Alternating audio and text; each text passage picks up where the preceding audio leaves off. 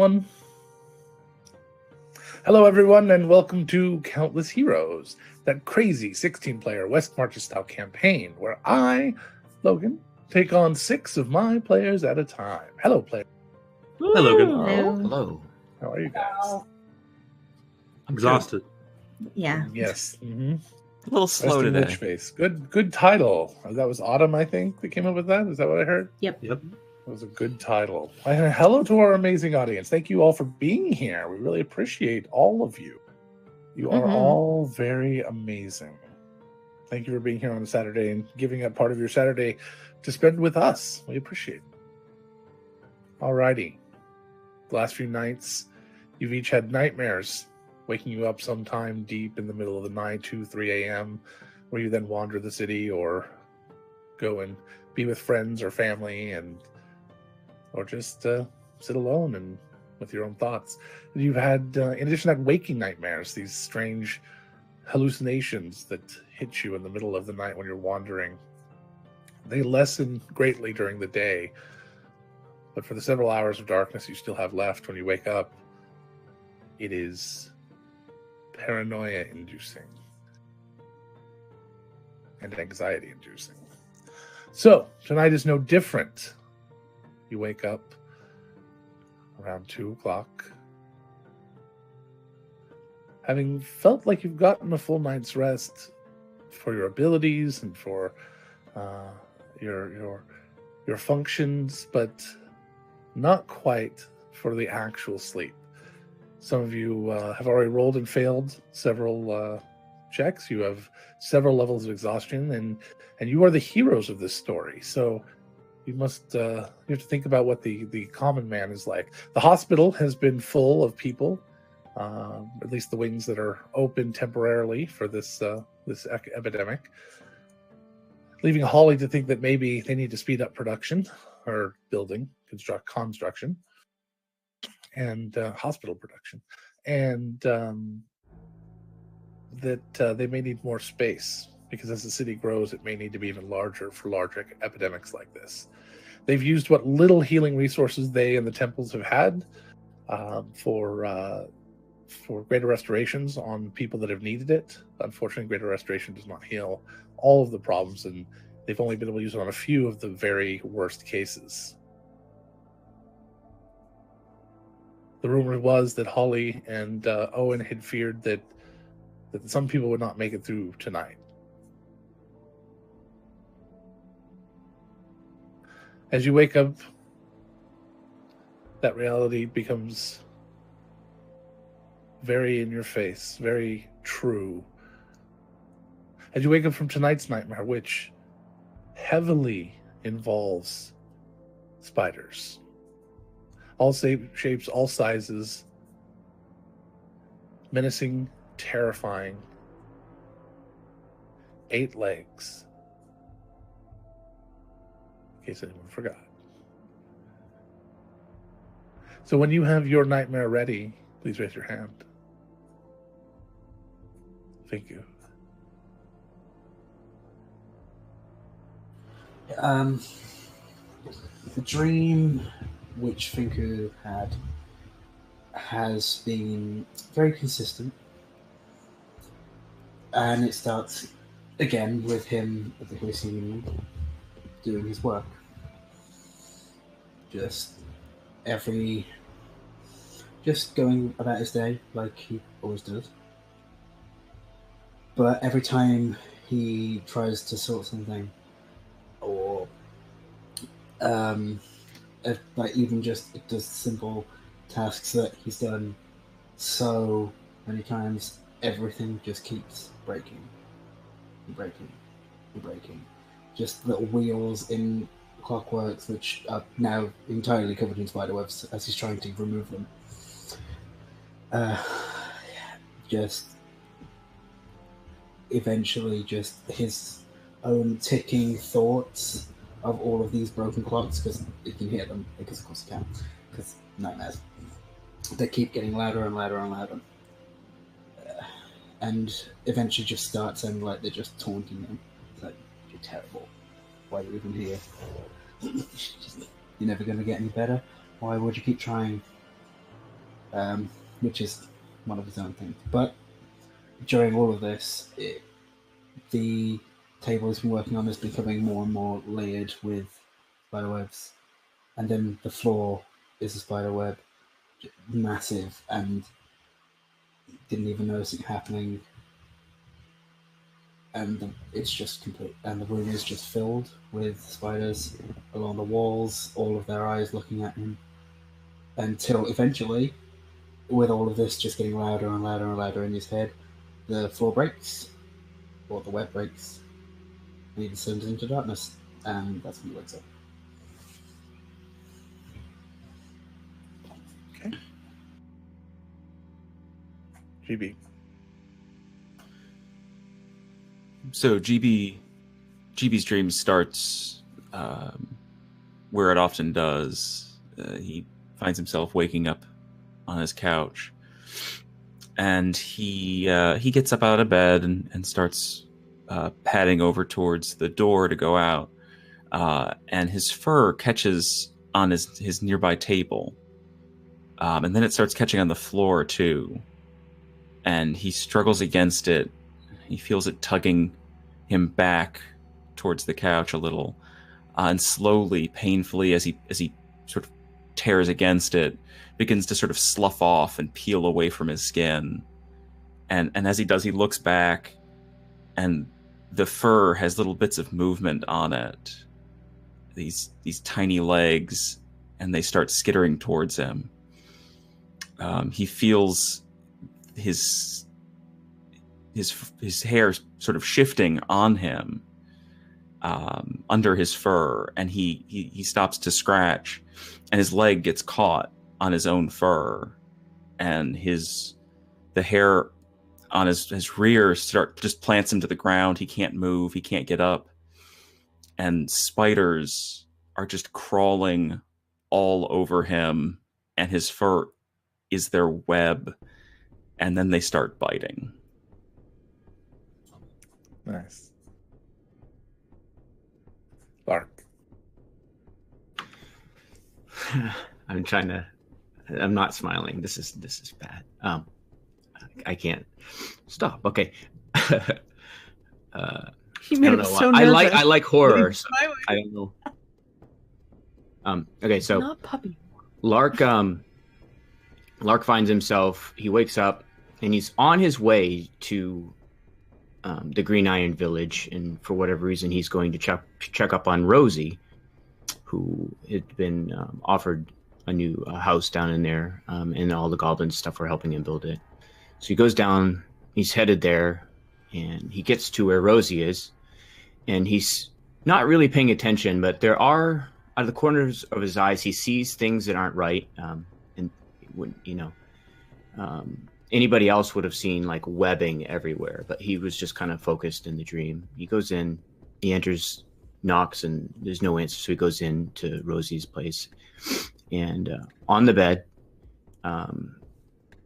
where Rosie would be, what is a cocoon, and he doesn't really understand what's going on. It doesn't make him feel weird or anything, but he leaves. He goes out and he starts wandering around, and he goes to some of the others, and he sees cocoons hanging and all over the place. There's everything is all cocoons and webs, and he's starting. He seems like he's hungry, but he kind of shakes it off. And there are 102 cocoons all around. So he can't, this feeling of being hungry just overwhelms him, and he's like, I got to go get something to eat. So he heads back to his treehouse, and he climbs up in there, and he passes by his room. He looks in, and he sees Jastra there, but she doesn't look right. It kind of dawns on him that she is a giant spider. She's just laying there, and she's kind of like however spiders would greet each other. And he just kind of goes on to about his business, and He goes into the kitchen, whatever, he's running around there, and he passes by his reflection, and he does a double take. He goes back to it, and upon looking in the mirror, looking back at him is a spider. He is the spider, and the reason he's hungry is that he's about to go eat everybody, and it's just Jasper and him are the people that are gonna do this. And then he wakes up. Okay. All right. 2 seconds. So Syl is in let's say it's a cavern, and she is experiencing lots of details from the dream she shared with Dub, the one that she jumped into yesterday. The room is made of air shale, or the cavern is made of air shale, and there's this sort of pool of rot blight shale sort of growing on the floor and spreading up the walls, and Dub is ahead of her, and a version of her lifeless form is deep in the blight shale like nest that has sort of accumulated on the bottom of the cavern, and Dub is doing what he was doing before. He's screaming, not like this, not like this, and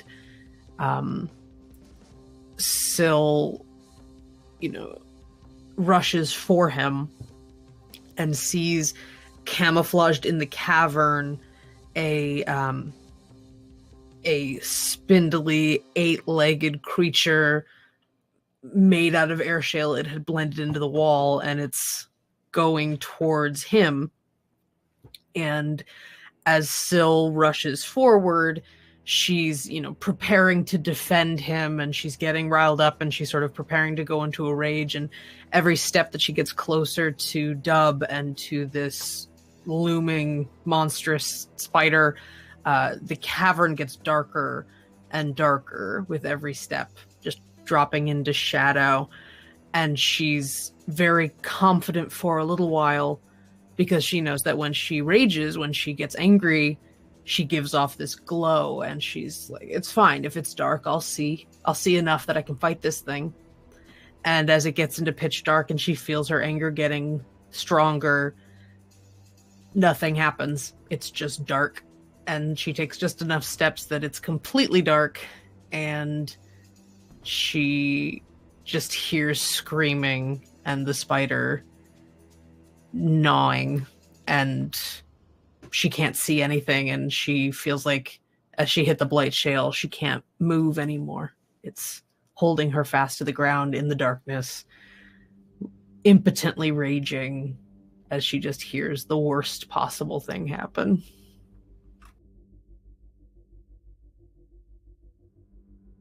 Okay.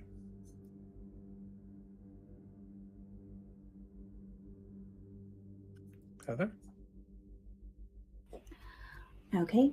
Kind of similar to her very first dream, Soxy wakes up and is completely encased in spider webs, in a giant spider web, but she's not by herself this time. As she's squirming around trying to get loose, she looks around and sees everyone. Rosie, Finku, GB, Dub, everyone she cares about in the city, Pinball, even the kittens are there, and everyone is cocooned and drained. Syl is smashed underneath the web, and Mo is in another corner, same thing, just torn apart beneath the web. Pinball is gasping in the corner, and as she feels the web moving, she sees a giant spider with Donovan's face making its way towards Oshin. And she can't move, she can't get to him.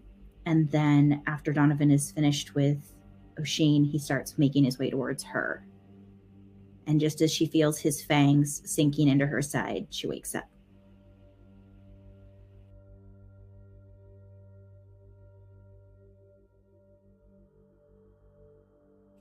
Okay. Primeheart?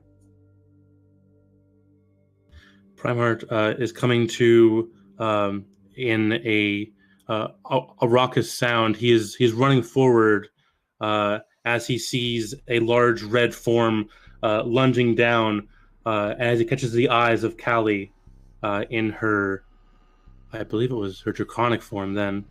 Catches the eyes with her as she plunges down, and you hear the sound of as the thing is bouncing off the walls and the heavy crunch below. And Lark moves down, and time begins to speed up as Primeheart begins to, his eyes just shift, and there's just movement all around. And then as Lark comes back up, he's smiling, and he hands a bag to Primeheart, and Lark is smiling, and there's blood coming from his mouth. And Primeheart lunges forward, and Lark opens up the bag, and spiders begin to pour out at Primeheart and begins to fight at it. And Lark is laughing, and behind him, a red form begins to come back up with Callie's new face now, but spider legs behind her, and she scoops Lark up and begins to run off. And Primeheart cowers down and is consumed by spiders.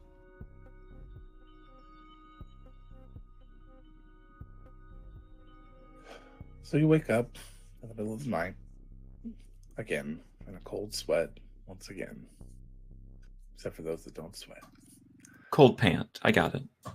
Yeah. And balmy paws. And you look around and you open the door or the window or just listen outside, and you can hear a small percentage of the population moving around again.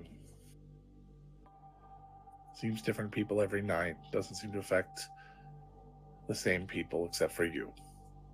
Your friends, your allies, anyone that you've known. Seems like nearly everyone you've met has the same issue. Leaning on the idea that you've been chosen or picked for something.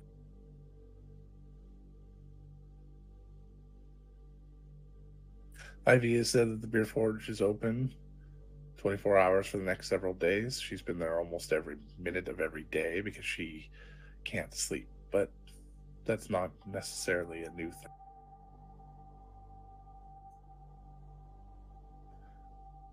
So what do you do? It's 2 a.m.-ish.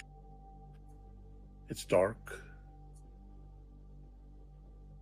but you're awake. And you know, not only are you awake because of the dream, but you know that today is supposedly the day that she comes.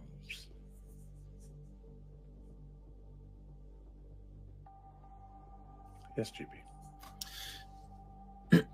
As GB gets up from his nightmare, he finds that the same leg that was sort of stuck in his fur was like he was under, like sort of on top of it when he was sleeping. He slept on it wrong.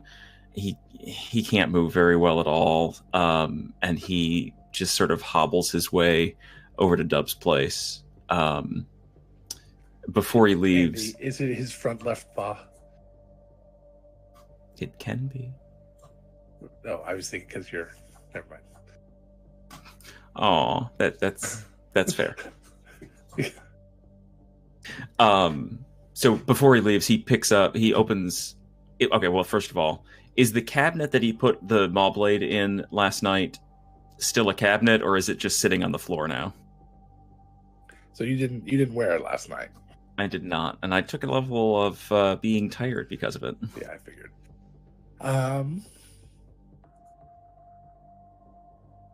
No, actually, it's not eating anything. It had a very, very good meal yesterday. Okay, so he puts that back on, and walks over to Dubs. Okay. You have a very nice walk. It was a good walkies over to Dubs. Nothing happened. Still? Syl wakes up, sort of. Feels like she hadn't actually slept, even though she was clearly having a nightmare. And just doesn't get up for a little while. Just watches Dubs sleep for a while, just thinking about what they had sort of talked about yesterday. And she then remembers what she was told yesterday, and carefully pulls up or unbuttons Dub's shirt and looks where his heart should be on his chest to see if that scar is there. Give me a perception check. Or medicine, your choice.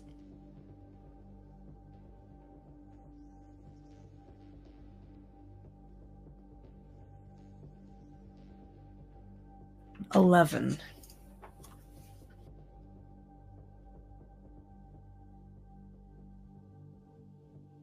You don't see anything.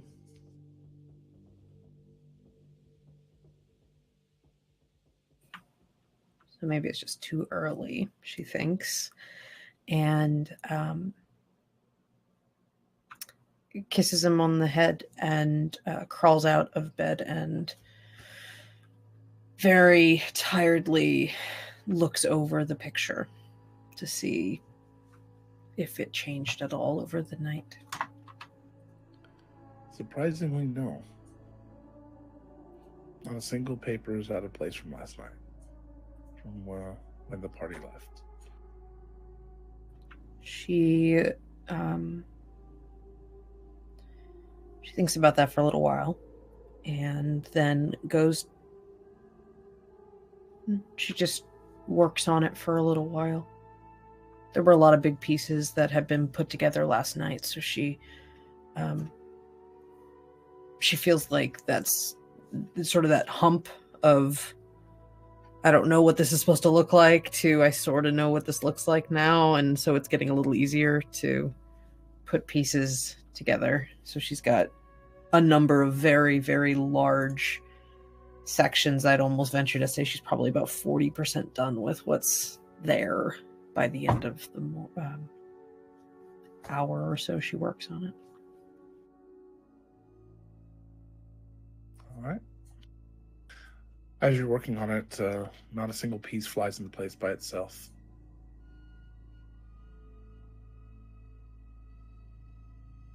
At a certain point, she grumbles at the puzzle. Yeah, because you know I'm doing the work for you, asshole. All right. Thank you.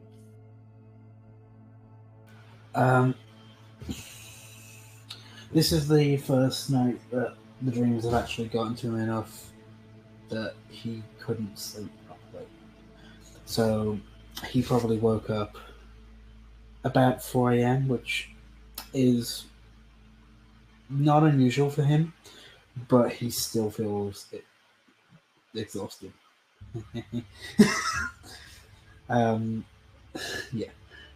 He does reach over to his sort of sleeping quarters bed for his new spell book, and spends the next hour ritually casting Find Familiar, because he planned to do it at some point. So why not now when he can't do anything else? Can't even get back to sleep, so he decides to do that in the dead of night. So as you he spends... sit down and start writing in your book, you're scribbling along, and at one point the ink starts to turn from black to gray. And then from gray, it becomes almost white, like you're writing with white out. As you pull your pen up away a long strand of white connects between your page and the pen. What do you do? I think it goes to do a small, like a sharp pull, like when it's hit tension to break it. Okay.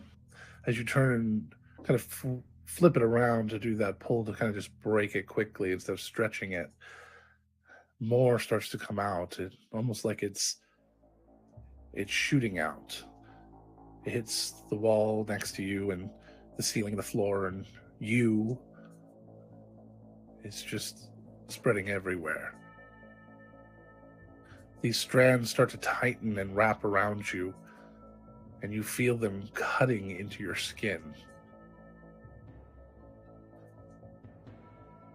And just when you think that it's going to break into your skin and cut down to the bone, every one of these razor sharp strands, the moment is gone, and you're holding your pen and you realize the ink is pooled on your page, ruining the page you've worked on.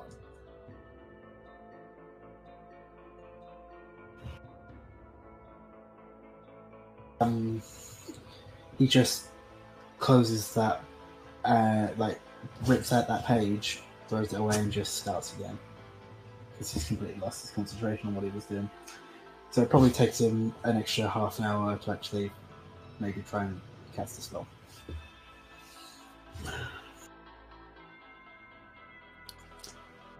You're about the same distance through again. And you're sitting there writing, and the ink goes from black to red. And blood pours from your pen onto the page and onto the ground. And it starts to fill the room more quickly than anything that's coming out of your pen. You start to panic as you look around and you realize you're not in your home.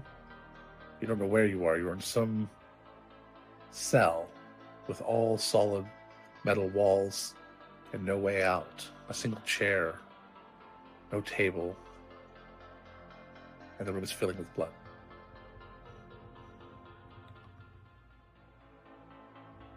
It's halfling size, so it fills rather quickly.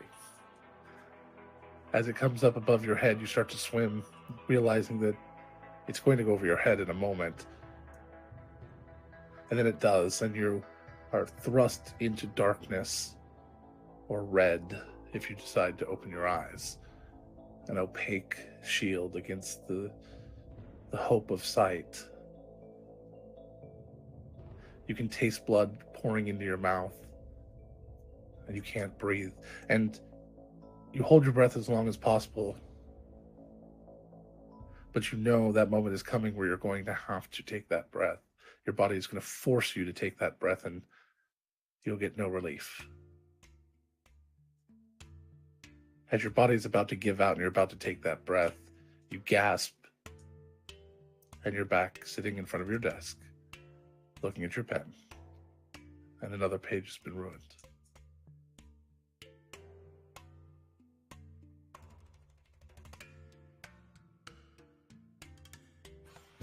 He'll start again.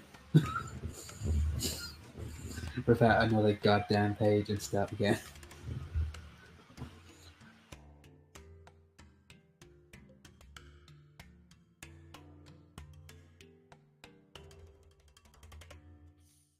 Give me a wisdom save.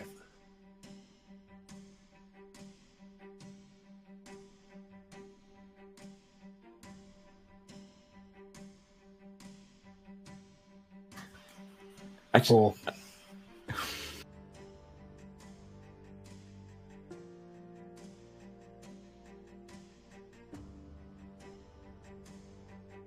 You sit and begin to write again.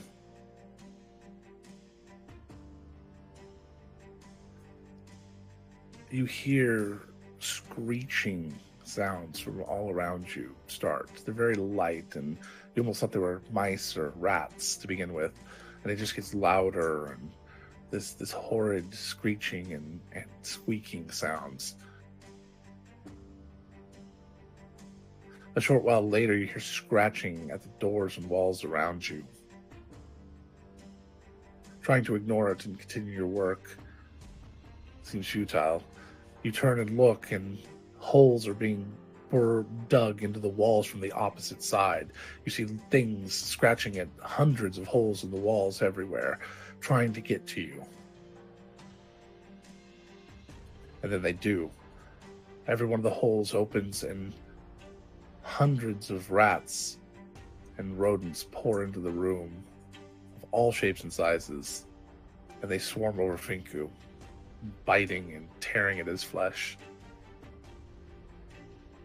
You scream out.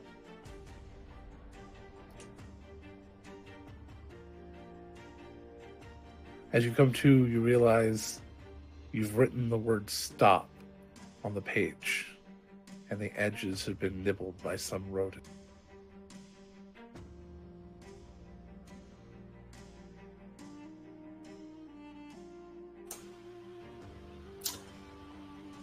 I don't listen to books. I'm going to do it again. You can do it again? Yeah. You complete your Okay. your task. Nothing more happens. But No buts. as no. Oh, no as buts from me. Finku- Go ahead.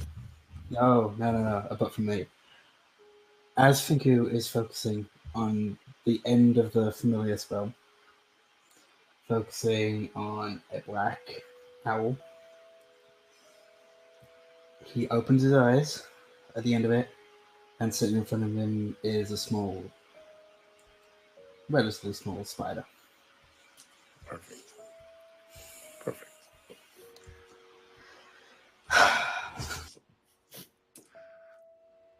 All right.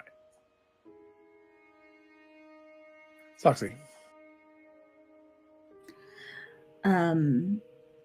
After waking up, she knows everyone's been sort of convening over at Dub's house, and she doesn't want to be by herself, and she wants to check on people after that nightmare. So she's going to head over to Dub's to see if she can check on Syl and on Dub and see what's going on. Okay. You seem to have an uneventful morning. The first in a while. Primark. Primark would wake up in Callie's temple as they had stayed there, and essentially the past 2 nights have awakened and lit candles as they did to be kind of a beacon for anyone that's happened to be wandering around, that they can come to this place, and it's comforting. So he gets up, as he usually does, whispers some words of encouragement half-heartedly to Callie, and then begins to light candles in the temple. After he's completed that, he would sit for a little bit, maybe about an hour or so, praying, maybe working on some of the trees that he has brought in. He's just been working on.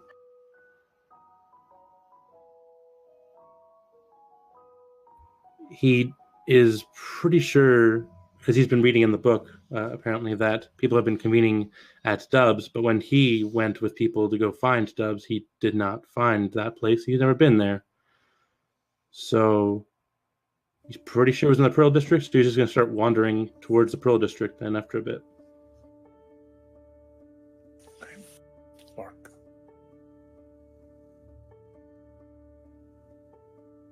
Did you say me? Yes, Lark. Oh, okay, I didn't hear it. Sorry. Lark's gonna wake up, and is Jastra there? Mm-hmm. She's up. Is she sleeping? Okay, she's awake. She's reading a book. It's time for me to go. Today He is the nods. day. I know. Please come back. I will see you later. Good. For sure. And he's gonna kiss her, and tuck her back into bed. Hopefully she can go back to sleep. She'll lay in bed, but she continues reading. Could you get me the second of this novel series? I've never read it before. Of course. Didn't have this sort of pulp entertainment in my circles. Is it the second in the Puppies of Mystery? Yes, it is. I've heard about that. It's horrible yet intriguing. It's like eating too much chocolate. Drinking it's too much. Bad for you, but you just can't stop. Hmm. And she'll finish up the chapter she's on and put it down and go to bed. Farewell, my love. And he's gonna go to another room. He's gonna write a quick note, put it in a box, and wrap a bow around it. And he's gonna head out. And before he heads over to the Pearl District, where people were most likely meeting, he's gonna swing by Rosie's hut in the village, because it was kind of on his mind because of the dream. And he's gonna just place the small box with a bow on it outside of where she's staying, and just kind of leave it there, and then head to the Pearl District.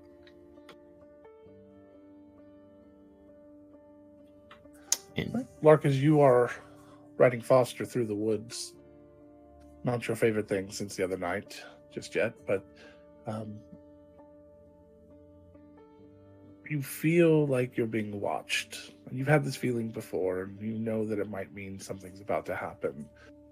But nothing horrible seems to happen, although off in the distance, as far as you can see, which is not incredibly far, as it's under a very heavy canopy and it's only a sliver of a moon, you see a figure standing. Letting your eyes adjust for a moment, you realize it is turtle shape. It just seems to be standing and staring at you. What do you do? Is it within calling distance or too far? Yes, it is. I'll call out. Hello there.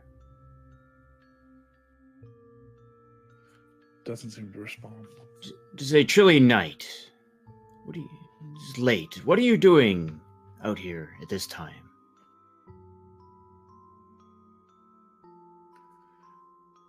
It takes a step towards you, but while it seems to stand on the snow just fine, it almost lumbers. It takes a step and its weight dramatically shifts onto that foot. And then it takes another and the weight dramatically shifts onto the next foot. Are you injured, friend? I will help you. And he'll just direct Foster to go off the trail to go see if he can assist. Foster won't move. Come, Foster. There's somebody in need. Foster tries to start walking away, but will stop if you stop him. Walking the opposite direction of the creature. Foster. I'll look back to see if the creature is still... The turtle continues to slowly stumble or shamble its way towards. I'll just try to stop Foster. I'm not going to force him to do anything. I'll ask him to stop and just wait there, I guess, till the person to the turtle gets closer. So you look back and you see it's off in the distance shambling, and you turn and you stop Foster, and you comfort him. You turn back, and the turtle is about twice the distance close as it was. No way it should have been able to move that far or that fast. Not with the way it was looking, not the way it's moving now. You can see it a little more clearly, and it looks like pieces of it are missing. You can see bone and flesh underneath its hide. There are holes in its shell, and half of its face is ripped and hanging loose. It's Wobura. Half mummified from the cold.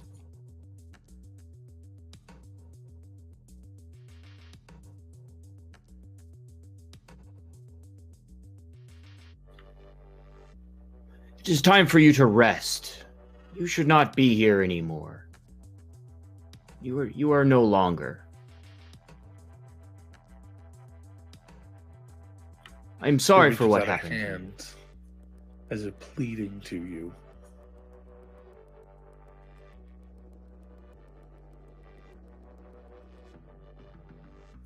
It takes another step. Its leg snaps, and it falls into its knee and starts to crawl towards you.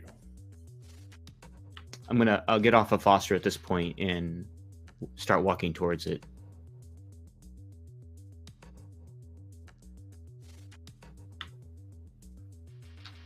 You need to go.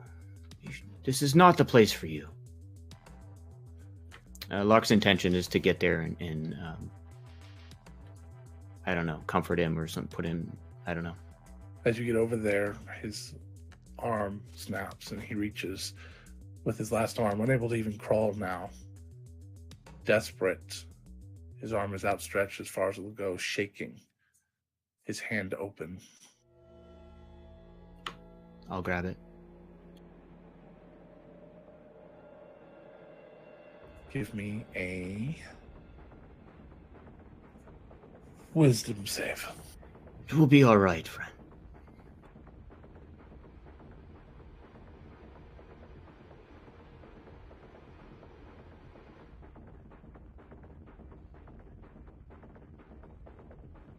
$13.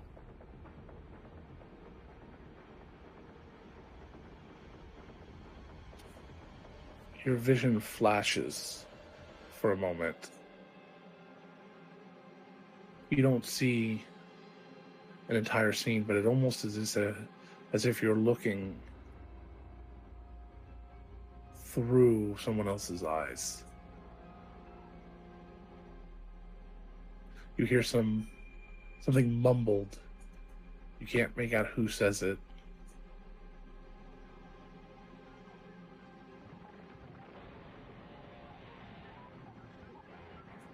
Who's there? You try to speak, but it seems like you can't. The moment is over very quickly, and you hear, "My name was Din. You killed me." And then you hear a shot ring out.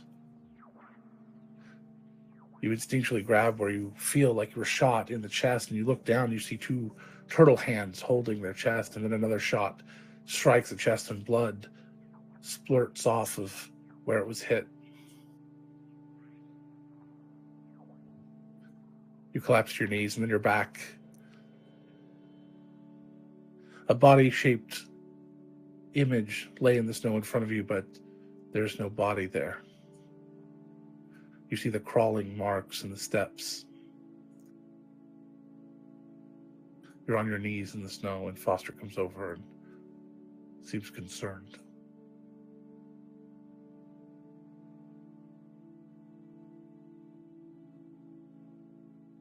It is okay, Foster. He is gone now. He's probably, I hope he is in a better spot. He has given me some information. Most likely it was Ursali herself. Foster turns and looks at the camera. I'll break the fourth wall. I'll get on Foster and head back and continue into the Pearl District. All right. So everyone who is going to Dubs, Prime Heart, you're wandering around over in the district there, and Lark, you're going to be a little bit late, but you know where it is. So Prime Heart, as you're wandering around, you'll run into Soxy. It seems like she's walking with a little more purpose than you have. Soxy, wait. Oh, hi, Prime Heart. On your way. I've been wandering around here for so long. Oh no, do you not know where the house is? No, never been there. All right, I've only been there once, but it wasn't too far from Pinballs, so it's down this way, and she'll start walking. Nothing is over. too far from Pinballs in the Gold District. Yeah. So how's Callie doing this morning? As well as anyone else is, I assume.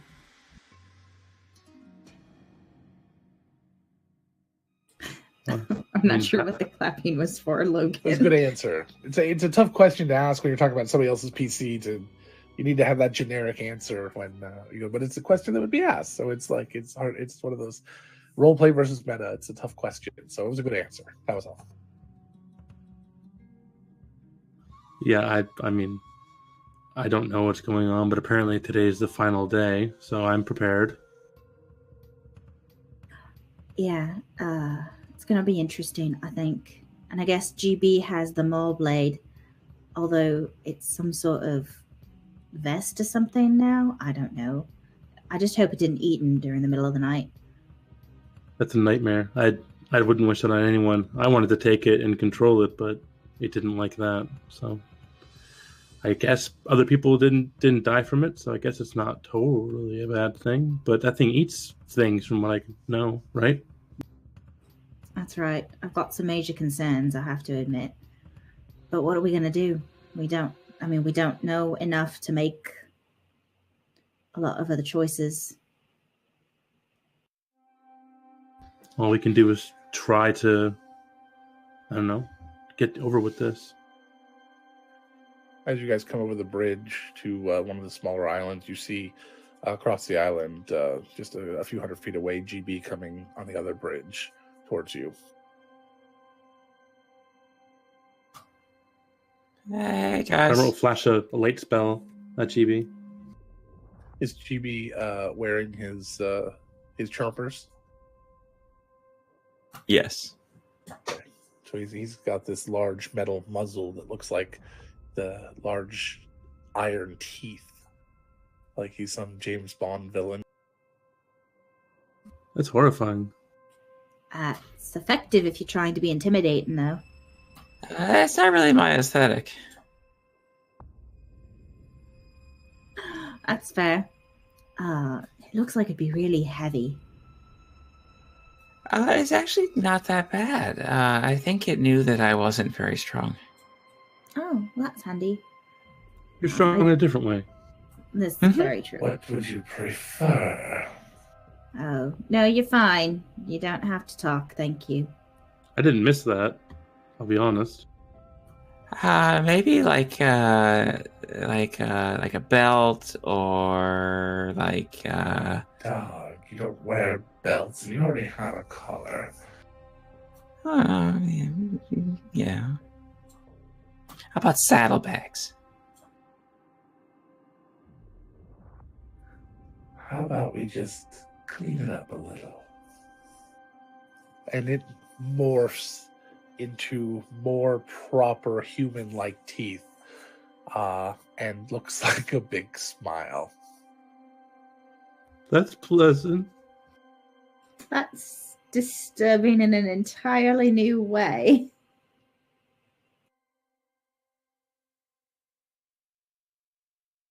GB, you're beautiful. Thank you. I really just took this so that it didn't go to Syl, because I didn't want it going to a certain place, but it seems like someone else might get more use out of it. I don't know. I'll keep it if no one else wants it, but It's not up to us. I suppose that's true. Yeah, He seemed to think that it could, like, manipulate me in some way. I don't know. That's It's not ideal. I mean, if you don't want it, GB, I could take it so you don't have to worry about it. It probably would turn into a weapon, which I'm familiar with dealing with, so there's that. But if it's helping you, then you can also wear it. I'm not picky either way. No, okay. Mm. Ooh. We sure are getting close to Dub's house. This is good. Sorry I'm going so You're at slow, Dub's house. guys. It's all You're right. at Dub's house. My, this walk and talk is almost over. Trying to get the visuals. Primarch walks past the house. Oh, it's here. It's here. Oh. And I don't want to do another lap. I'm tired. Just as with the previous one, I forgot to mention, this muzzle does not actually stop GB from opening his mouth. It just like attached to top and bottom, so those teeth move open and closed, like a strange, one of those horrible chattering. Yeah, Perfect. It's a disturbing image, Logan. it is a very different kind of disturbing, but it's still very disturbing. It is, I think, less It's less intimidating, but no less disturbing. Anybody want to lose their mind? Just Google dogs with human teeth, and you'll get the idea. No. Don't do that. Don't do that. And extra points to the audience if we don't get any hurt from this. If we don't get it, oh yeah. Oh, they're cute. Some of them are cute. Some of them are cute. All right, go ahead. Yeah, it's that big one down right there, isn't it? And she'll point at Dub's house. Yes, you're there. Thank you. Oh, it's over here? Yeah, is this that one? Okay, let's go in. Oh, okay. Knock, knock, knock. Hello? Anyone home? One of Dub's parents, the mother answers the door. I can't remember her name off the top. Adelia. I messed up. She was like, oh, I like that. She's coming. Still's upstairs and Dub's. She's so pleasant. Oh, thank you again for letting us come over and check on him. How's he doing? Same? He has not had a friend over in so long. We have no problems having all of his friends over anytime they wish. You're all welcome here. It's like your second home. That's pleasant. I have many homes. Oh, your 10th home then. Let's Whichever go with number that. you're at. Can't count that high. Just feel yourselves welcome. Don't even knock. Just come in, please. The kitchen is that way. Feel free to have anything that's. Okay. Do you want me to make tea? Tea is made.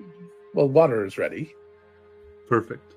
And he begins to go into his bag and pull out his own little herbs and begin to steep Oh, you tea. meant make tea. Oh, all right. Well, sure. I'll Yeah. have some. Perfect. Thank you. If it's all right, I'm going to go check on Syl and Dub. Sure. Me So too. she'll have a quick cup, and then she goes over and you see she has all these signs sitting up against the wall. She picks them up by herself, like 5 signs under each arm, and starts awkwardly carrying them out the door, headed off to do her job. They all say open house. All right. Take care. So Saxony and Juby, you head upstairs to meet with Syl. Syl is crouched, like kneeling over the puzzle with she's just got charcoal all over her hands, and like on her face there's like, you clearly can tell like, oh, that's how she rubs her face when she's thinking really hard. But it's just like charcoal across the white like alabaster stone, and she's gotten an uncomfortably large chunk of the puzzle done this morning, and she's just very focused. She doesn't even respond when you come in, and she's just like looking around and like moving pieces and that sort of thing. Very beautiful mind right now. Soxy knocks on the door jamb. Okay. Hi. Hi, how you doing? Tired. Very tired. GB pads in and comes over to Syl's face and just licks the charcoal and casts No. prestidigitation to remove it. That probably tasted bad. It just tastes like magic. It's okay. Oh, okay. Okay, this one goes there. She like reaches to push a piece over. A mage hand gets it the rest of the way there. It's okay. I can help. Thank you. Yeah, I'm not great with puzzles, but I can help you move pieces around. Okay. And she hauls herself to her feet with a grunt and just sort of, she'll very carefully step on Dub's bed, like stand on it, like try to get a higher view of what she's doing. Mm-hmm. The mattress sinks very hard under her foot. Yeah, you guys can help. And she'll start sort of being like, all right, third to the left and down. That one needs to go over there. And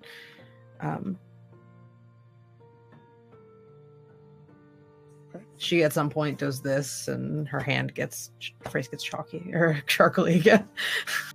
Primar will come up around that time. Lark, you were heading over to Dubs as well. Okay. So you make it to Dubs. I'll knock. So you make it to Dubs.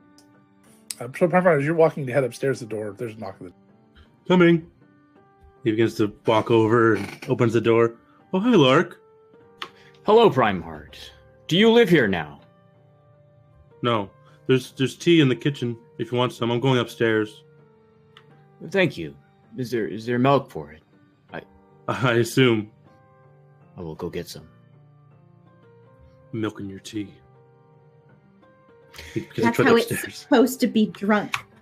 Lark hears that. No, it is tea in my milk. Ah. Milk. I thought there were only 3 barbarians in this party. Kill Goliath. You see Russell down there screaming in British. Yeah, I'm not far behind. I'm just not going to say anything. It's fine. It's fine. It's a fantasy game. Fantasy. If I run into Mr. and Mrs. Dub, I'm going to invite them out to join us on our double date, and we will have a triple date. Oh God. Dub and his I parents. so want them to be there for that, but no, they both have left the house. Okay. It's on his mind. Oh, So next man. time he sees them, he's going to invite them. Got it. Okay. We've already technically been on a double date with his parents, kind of. Is Dub's room big enough to fit 2 Goliaths in? Absolutely. It is huge. And Foster? It's big enough. It is big enough for all of that and a gigantic puzzle, and probably Foster too. It is gigantic. They are very wealthy. Studio bedroom, nice. It has its own bathroom, so yeah. Dang, Sil, you're lucky. What do you mean? I mean, if this is, I don't know how close you and Dub are. Pretty close. He stays over at my place. We've most slept nights. together every night this week. Yeah. Pretty darn 'Cause close. I mean, this room is technically your room, right? Isn't that how it works? He stays at my workshop most of the time. And do remember, this room is painted entirely black, with a little bit of grayscale here and I dig the aesthetic. and now has a gigantic mural of some sort of demonic entity. The on ceiling is floor. black? Yes, the ceiling. How high is the black. ceiling? It's probably 12 feet. Also kind of hard to tell because it's all black. Yeah. You can reach up and touch it, I think. At Good. About 12 feet. Primer is going to begin Pretty close. to use like whiteout and begin to do little stars on the ceiling. Oh, okay, cool. I That's love kind this. of This is really what I like should that. do. Oh, that's really good. Thank you. You should have constellations. The only thing that is, I think we determined that there's a foot locker or a toy chest that's painted rainbow gray in grayscale. And what else was there? I don't remember. There was something else that was quirky too. I don't remember. I don't remember. I just remember the rainbow chest. Yeah, and black curtains around the bed. Oh, and there's black curtains around the bed. like quasi see-through like veil sort of material? There's one layer of that and then one layer of blackout curtains. Of blackout curtains. Hello, guys. Oh, Primeheart. That is wonderful. Hello. May I help? Please. There's so much space to do. You know, some of the stars are actually colored. You're looking at it through the nights. I don't know. It's some sort of magic. I will try making some of them out of color. You have paint, sure. That's cool. So is this okay? I feel kind of bad. No, it's nice. Just be subtle, but like you can make shapes in there, so you look for constellations. Right, of course. That would be fun. Here's a goat. So he'll when he wakes up, he'll feel like he's outside. That'll be nice. I don't know if Ursali has a constellation in the sky, but he creates one. I need to talk to our resident DD expert, Tessa, but I'm sure.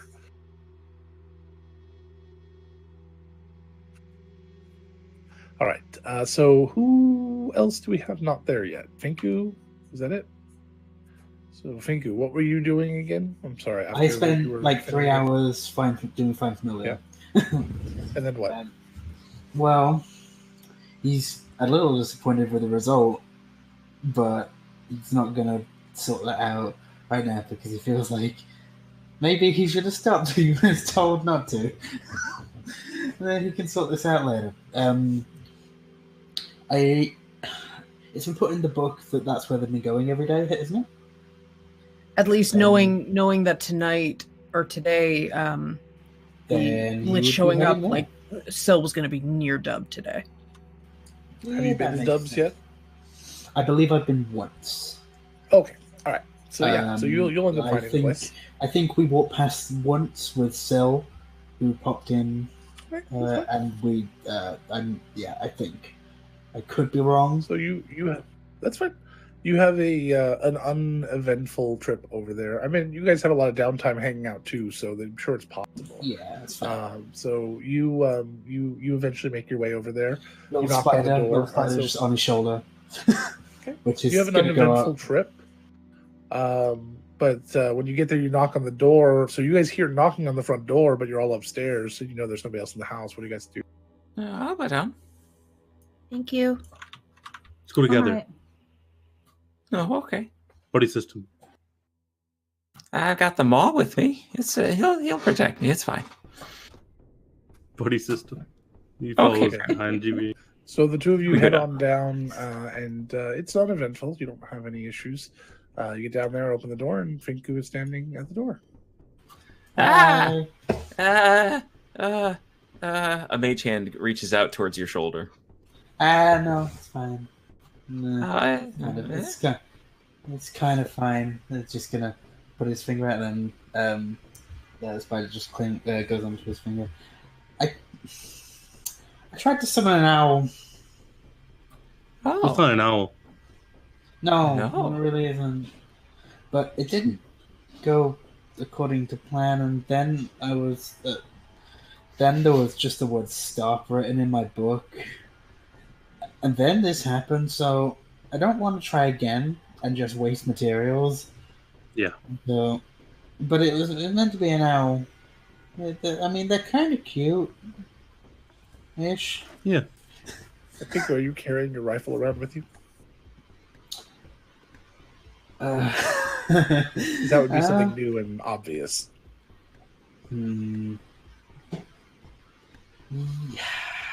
Yeah, he probably picked it up. All right. Yeah. So he's carrying a flintlock rifle around with him. It's probably just slung over his back, and probably has a small-sized musket. Yeah, and like a bit of the ammo because he got one of the caskets sorted out. So he's not going to carry the whole casket around, but enough to load it.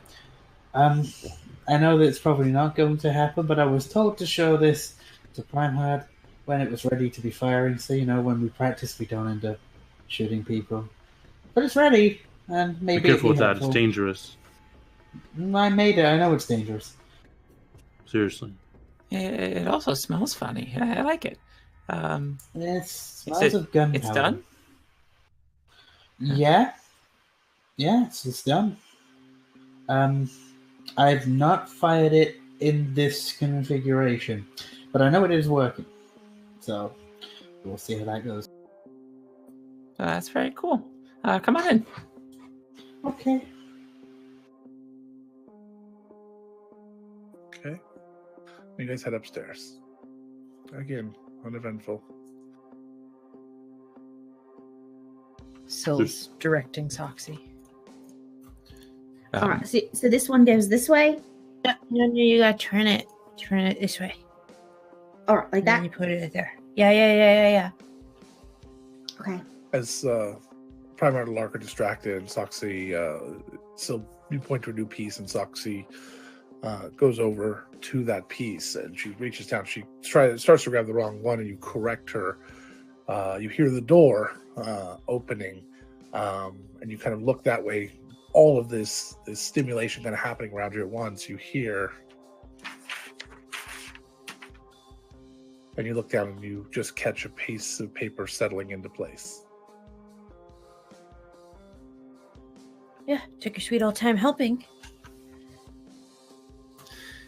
GB is going to jump up onto the bed where Dove is. Syl. Syl's also standing on the bed. Just It's kind of hard still to standing stand because Okay. it's like kind of bowed into where Syl is It's like standing. a stupid soft bed. Well, he's going to go over and just have a mage hand sort of lift away any covers or anything that are on his Dove's chest to see if there's anything that GB can notice about, to see if there's any scar there yet. Give me a perception or medicine check, your choice, depending on how you would be looking.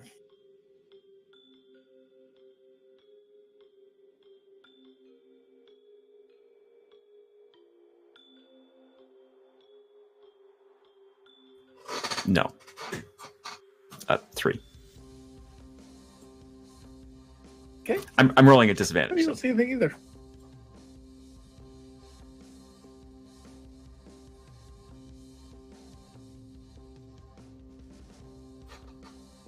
I guess it's gonna be okay. Maybe they got the day wrong. Maybe it's not gonna happen at all. That'd be nice.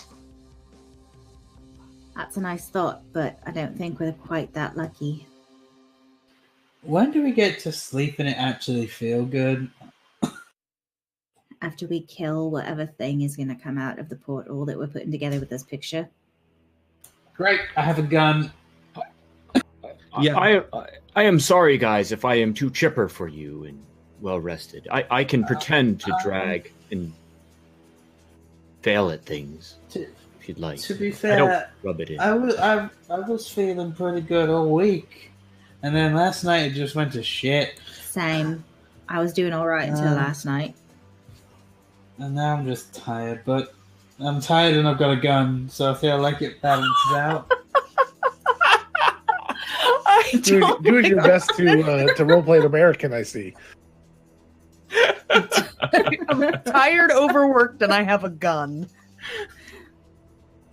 Good combo. We gotta get you a beer. guys That'll postal complete workers. the picture. Can I have some coffee? Coffee would be much better. Oh, and soon to be unpaid. Sorry, that's the last political thing. Sorry. Too much wall breaking. Foster, was that you again? Fuck. That was Add a one Muppet Walk. more. Did I do it? Did I beat the Oh, system? that was though? definitely it. That I was a have no- Muppet Walk, absolutely. But I don't know. I don't remember if I made the. I don't think. Is that after episode 100? Yeah, so I did it. All right, good. Yeah, I beat you, Gabby. All right, go ahead. I assume they have some down in the kitchen. If you want to go down and we can find out if they have coffee. I have to go down for coffee. Better be damn good coffee.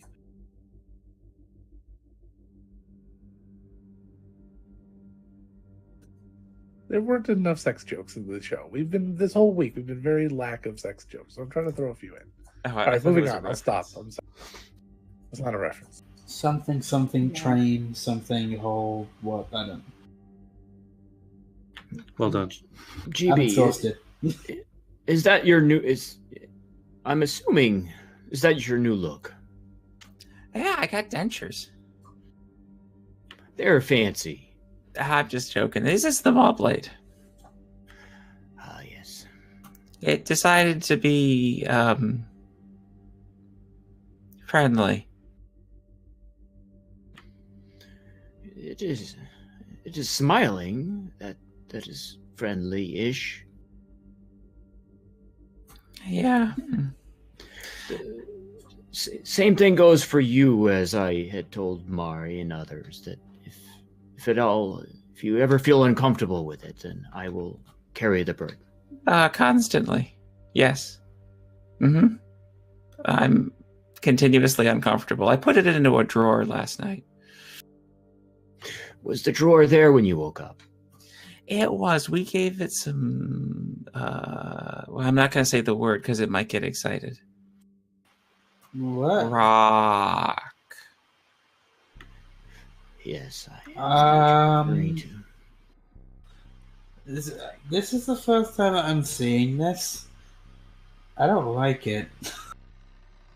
No, it doesn't look great, does it? No. Yeah, it talks to us. I didn't need to know that. It is pure evil. Great. It Right. seems Pure evil. Just 99%. It is part mud. No, Mud it's evil.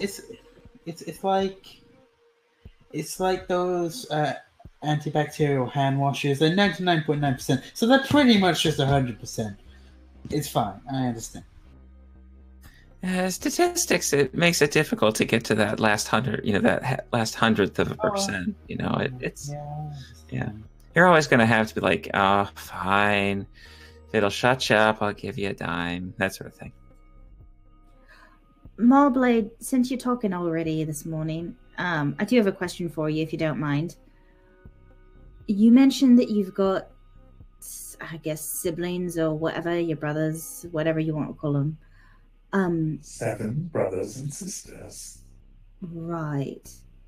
But you only mentioned them really the 7. one time. Are they somewhere in the city as well? Doubtful. Probably not even on this plane. I don't know where they are. Okay, so we don't need to worry about them today then. Not that I'm aware of, but I have no understanding of their motives or their masters. But I would like to. I would love a family reunion. Distressed finger noises. Is that what you say now instead of actually making them? No, I just don't want to die. Ah! Thank you.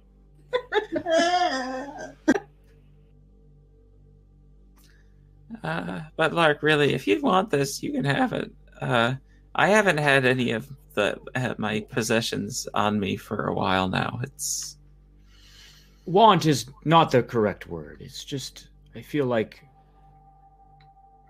it is something that I would offer to do for my friends. oh well, I don't want you to self-sacrifice. That's my job. No, it's no one's job. But if you need your equipment, I said basically the same thing. Lark or I could take it if you don't want to have to deal with it. But What's wrong with the halfling? nothing's wrong with the halfling.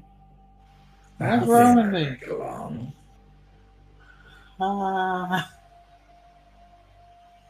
Why would we get along? Why am I talking to a helmet?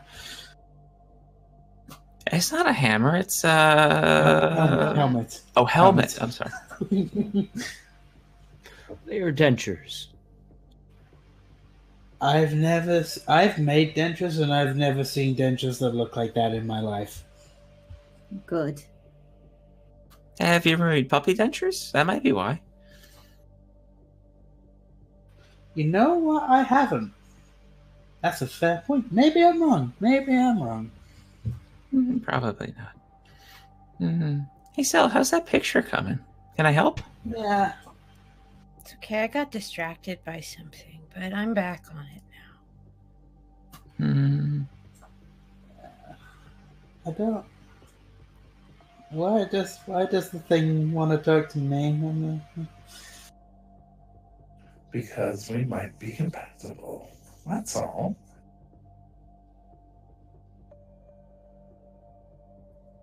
I do prefer to be a weapon with an edge and a little bite.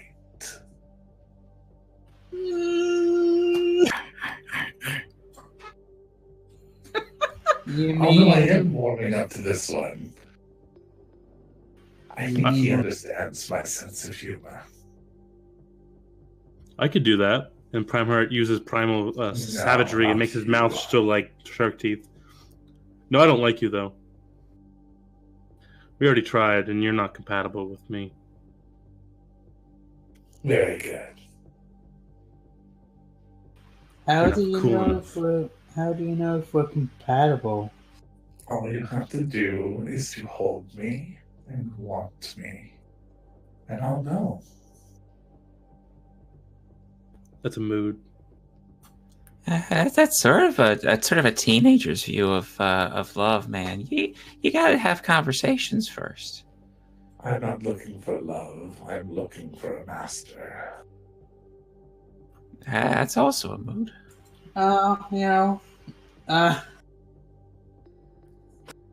Chibi, no. Sad puppy. I wasn't prepared for that.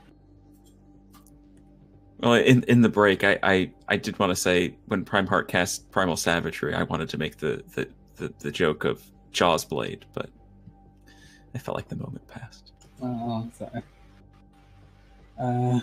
I see. Problem is I'm not exactly a forceful person or really any much of a leader, so I don't know if I'm going to be any good as a master. I'm going to be honest with you.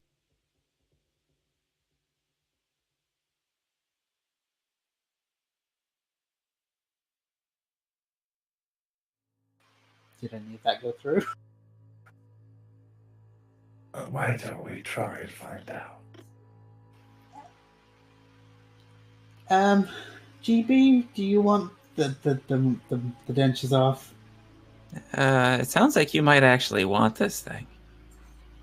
Not particularly, but Sort of morbidly curious. Yeah, me too. A little bit, yeah. A little bit curious. Yeah. Do you want them on? This is why I ended up drawing from that deck of cards. I nearly did that too. Sure, I'll take it. See what happens. I'm gonna put this on the ground in between the three of you, and I'm gonna step back. And he'll have his mage hands pull the maul blade off and put it on the ground. And then he scurries over to Syl's bag and starts rifling his stuff back into his own satchels. All right. So it's sitting there on the ground, I assume? Yeah, I think he goes over and picks it up if no one else moves towards it. All right. As soon as you pick it up, I need you to make a Christmas save. Oh, I'm great at those. I had a feeling. Not like you can see our stats or anything. Quick question. Am I next to... If he put it in between all three of us, you're next to two paladins who both give you a +2 to your save. I don't think they stack, though. I don't think they do, but you do have a +2. I thought they did, but that's fine. Is it from two different abilities? No. No, it's the same ability. We just both have it. Same ability never stacks. It's not going to matter anyway. With the bonus, it's a 10. Oh, yes. We're very compatible, Finku. Now let's see. Something like this.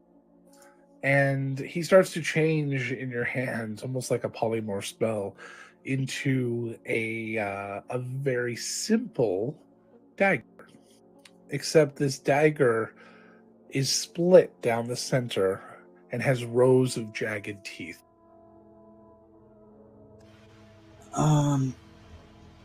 Wonderful.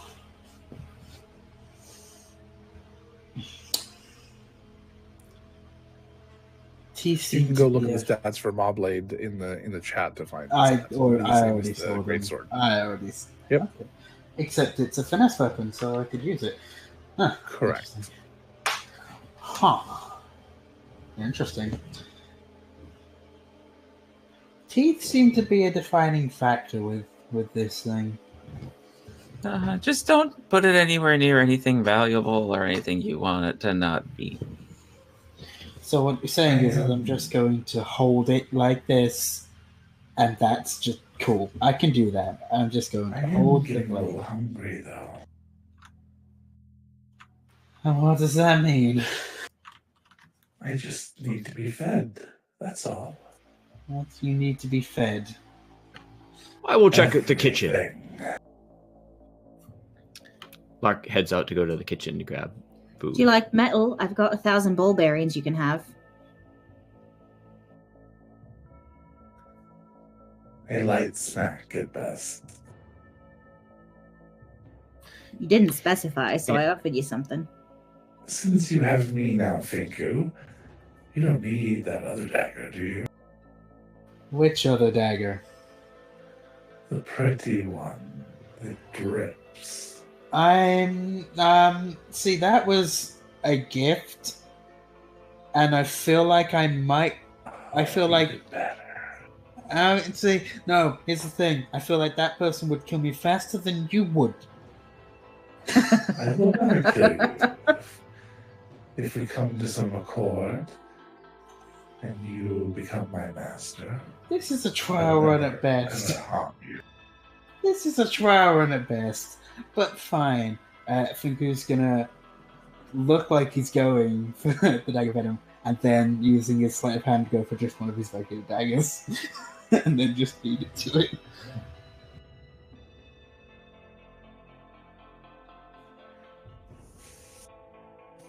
As you hold up the dagger to the dagger, it starts to kind of just chomp and grind through the dagger like it was nothing. Every bite just cleanly slicing through this dagger until it is trickery between us. I mean, to be fair, Make a Christmas save.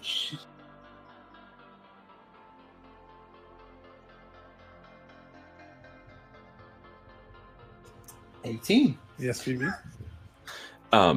While this distraction is happening, GB finally slides the vials of powdered air shell back into his component pouch. If you could make it at a... What did you get? 18. Okay. So you don't need the advantage that GB would have just given you. You But feel I did compelled. get a natural 20 on the advantage. You do feel Sorry. compelled to reach down for your dagger, the right one, but you kind of shove that feeling back a little bit.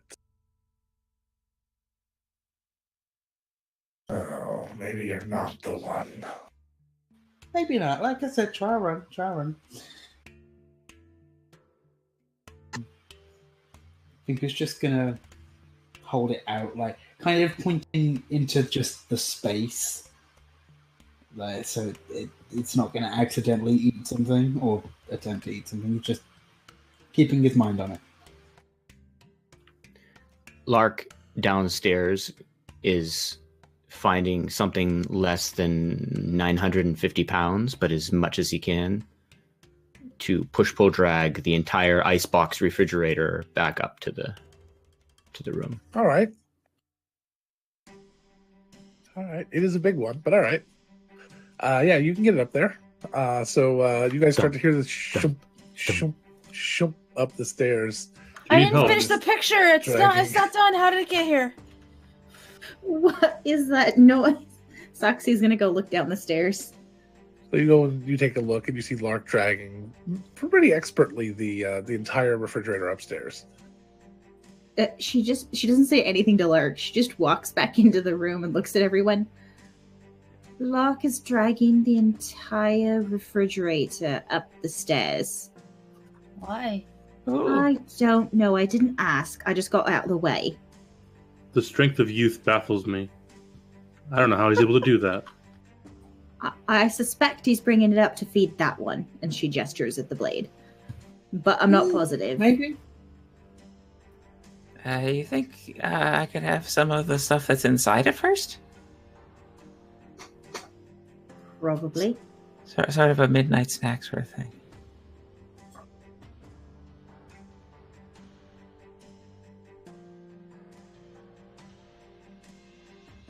All right, so you I have brought you a drag snack. it inside.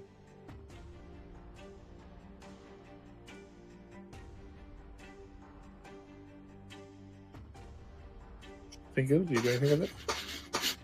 Mm-hmm. With the massive refrigerator unit. What's that for? It was hungry. Okay. Yeah, he's just gonna sort of guide it over to start munching.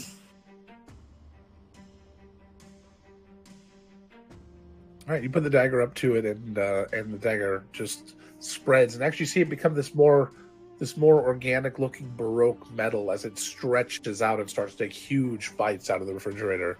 Almost silently, though. You don't really hear a lot of the sounds you think you should hear with something like this being torn apart. And it very quickly, within a few rounds, devours the entire refrigerator. Mm-hmm.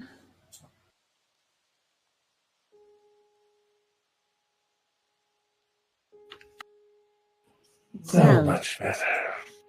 we're gonna owe them a new refrigerator, but that works. Yeah. There's like a second one down in a cellar there. They have a couple. It's fine. But I will replace it. One is just filled with grape juice. That's a lot. That's a lot just for one. Yeah, that's. Oh, fair enough, I guess. It's weird. They Yeah. let it go past its expiration date. I mean, everyone knows those lie to you anyway.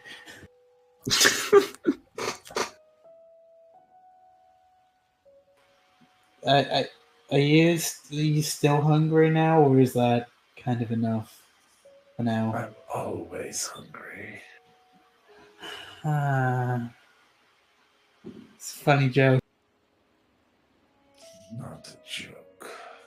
I didn't think so. I was just trying to hope. The puzzle. You want to help? I can't help you. Then you don't need to know. It's going. We're working on it. It's almost daylight. Is that a problem? No. One way or another. No. Does Kalkoa come in the daylight?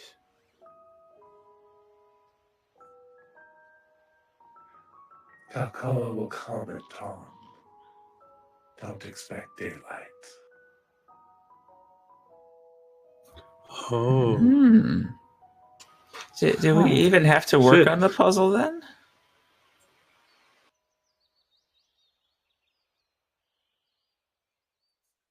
It depends.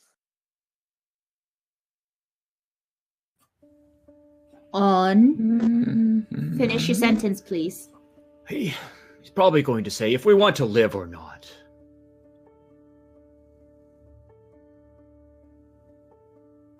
Are you sure the puzzle won't just finish itself? And if the puzzle will finish itself, what could it be distracting you from?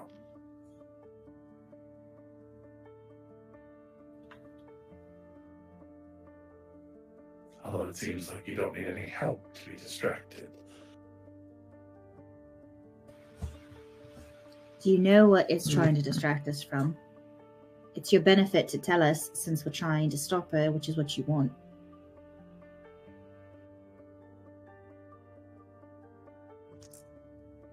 Sorry, you're wrong.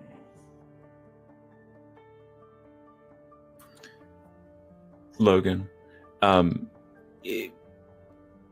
now that we know that there's a sort of a cutoff point, GB is going to try to estimate when dawn is, and about 20 minutes before that, he's going to do a ritual spell casting. So 8 minutes ago, you started a ritual spell. Oh boy!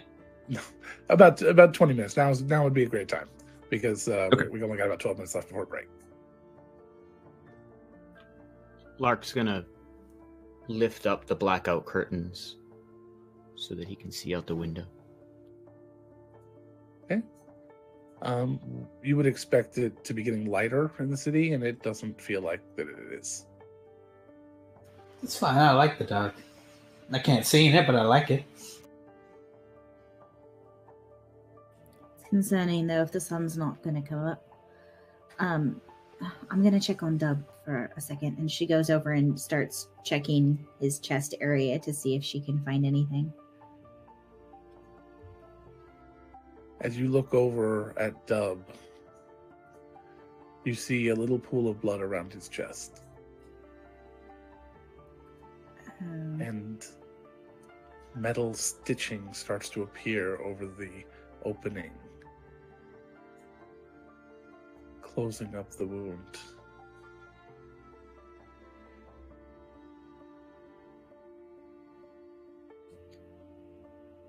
Oh, that's disturbing and not good. It just happened. Distractions. Horrible, aren't they? There's blood on the sill. He looks all right, but it's definitely there now. Okay. Thank you.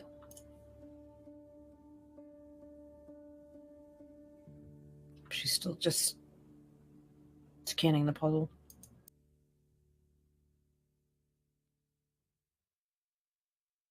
Still, give me a wisdom save. And yes, you are at disadvantage. +2.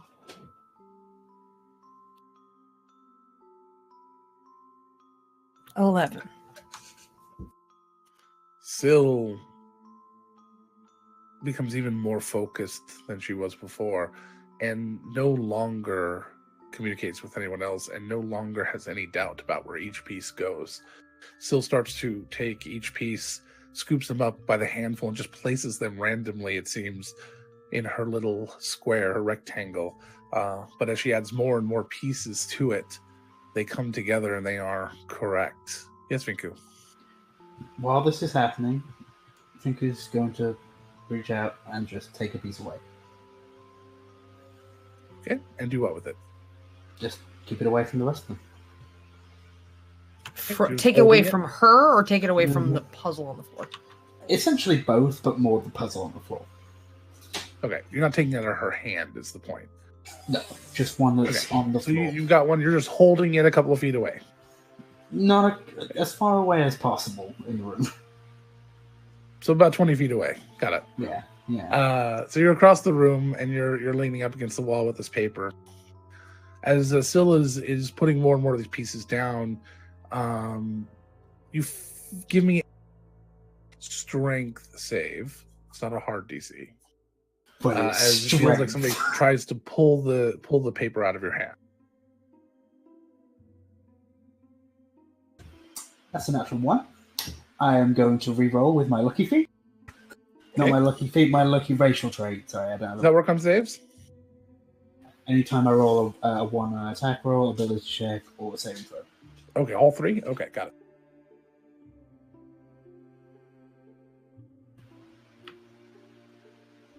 That's a natural 20. Okay. So, so you hold on to it, So and it almost jerked out of your the hand. flip. Okay, that's a bit concerning. Let's try to fly out my hand, and now I'm going to hold it. I'm not a fan of this. The image starts to come together pretty significantly, and I apologize, Angela, that we're going to do the reveal, and I'm you hitting get a wall. version. It's You're fine. like, I got a lot of it You're done. like, I put the last you version did. up. You got a lot done for something I had never tested before or tried. I appreciate you. You're amazing. It was a miraculous experiment of live action puzzle making. Thank you to everybody who gave me tips and pointers as I was going. As it fully forms, it seems to be some sort of demonic creature standing in front of in some sort of scene, and the charcoal starts to focus. The lines become sharper, and there almost becomes depth to it. However, still, as you put the last piece down, you look down and there's a hole in the puzzle. You look around the room and you can't seem to find it, but you need to find it.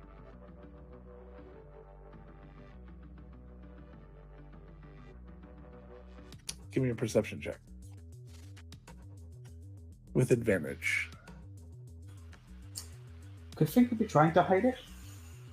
I asked if you were, you said no. So 11 again, because but I at have this disadvantage point, checks. So. at this point, because you see her trying to look for it. Well, I Go just ahead say I was and trying to give me- hide it from the puzzle. I asked several times if you were just holding it. You said you were just holding it. So, but now that you see her doing it, go ahead and give me a sleight of hand check with advantage or with disadvantage. Disadvantage. You'll still probably be.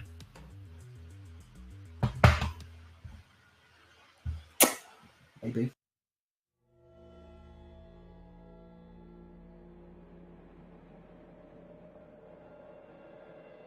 Not with a natural 2, I won't. Not with a natural 2. That's What'd a you get, a total 10? Yeah. Wow. A total of 10. So still, you see Finku try to slipping the paper into his pocket as you look over, just barely out of the corner of your eye. Syl doesn't say anything. She marches up to Finku and she reaches for the paper. Very Into my insistently. She'll put her hand in his Right. pocket and grab the Finku's regal not paper. It's going to try to avoid that. So Okay. you're gonna try to stop that. I'm going to try to stop it, yeah. Okay.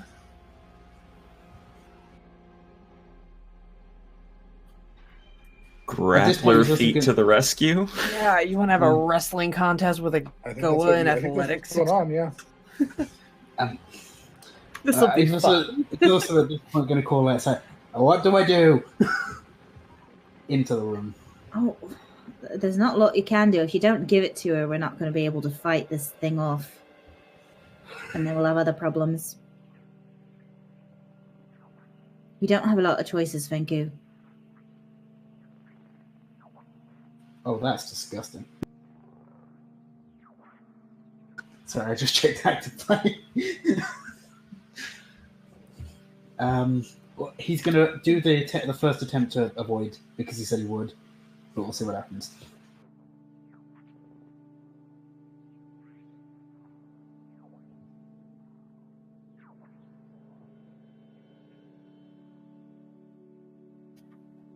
What do I have to roll anything to? Yeah, you'll be rolling athletics, and he'll be rolling acrobatics, I believe, to get away. At His disadvantage. choice.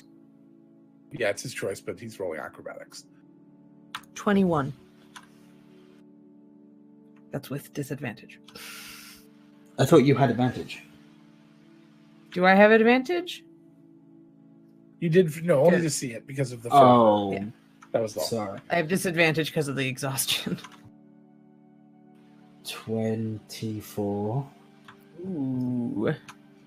So Finku jumps away and starts to move away from Syl. So what do you do next? Finku is going to put the last piece in and not let Syl do it. Okay. All right. So Finku, For you walk whatever over reason. and keeping your eye on Syl, but so when you realize what he's about to do, you get control back. As Finku leans down to place in the last piece, it's the edges are pulling against you, like they're wanting to be. You could just let go and it would snap into place. Interesting. I'm just not super a fan of the person with,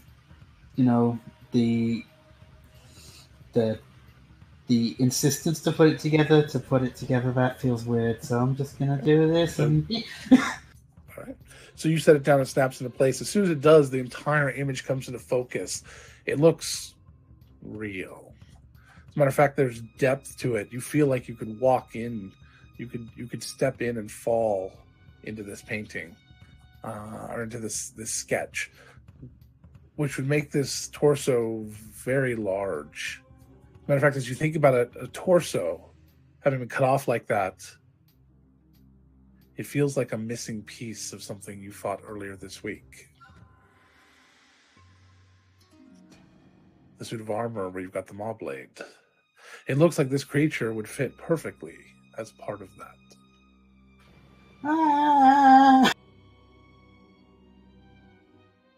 And then its head moves. And that's where we're going to take our break. Yes, GB. Did GB get the ritual cast off or no? Either way's fine. You got a couple minutes left. What is the spell? Telepathic bond. Basically, for the willing creatures in the room that I'm select, so our party plus Dub, it would create an hour-long telepathic link that would allow us to communicate from any distance as long as we were on the same plane. Perfect. I'll look at that on the break, and we're going to go ahead and take our break. We'll see you guys in 20 minutes. Thank you.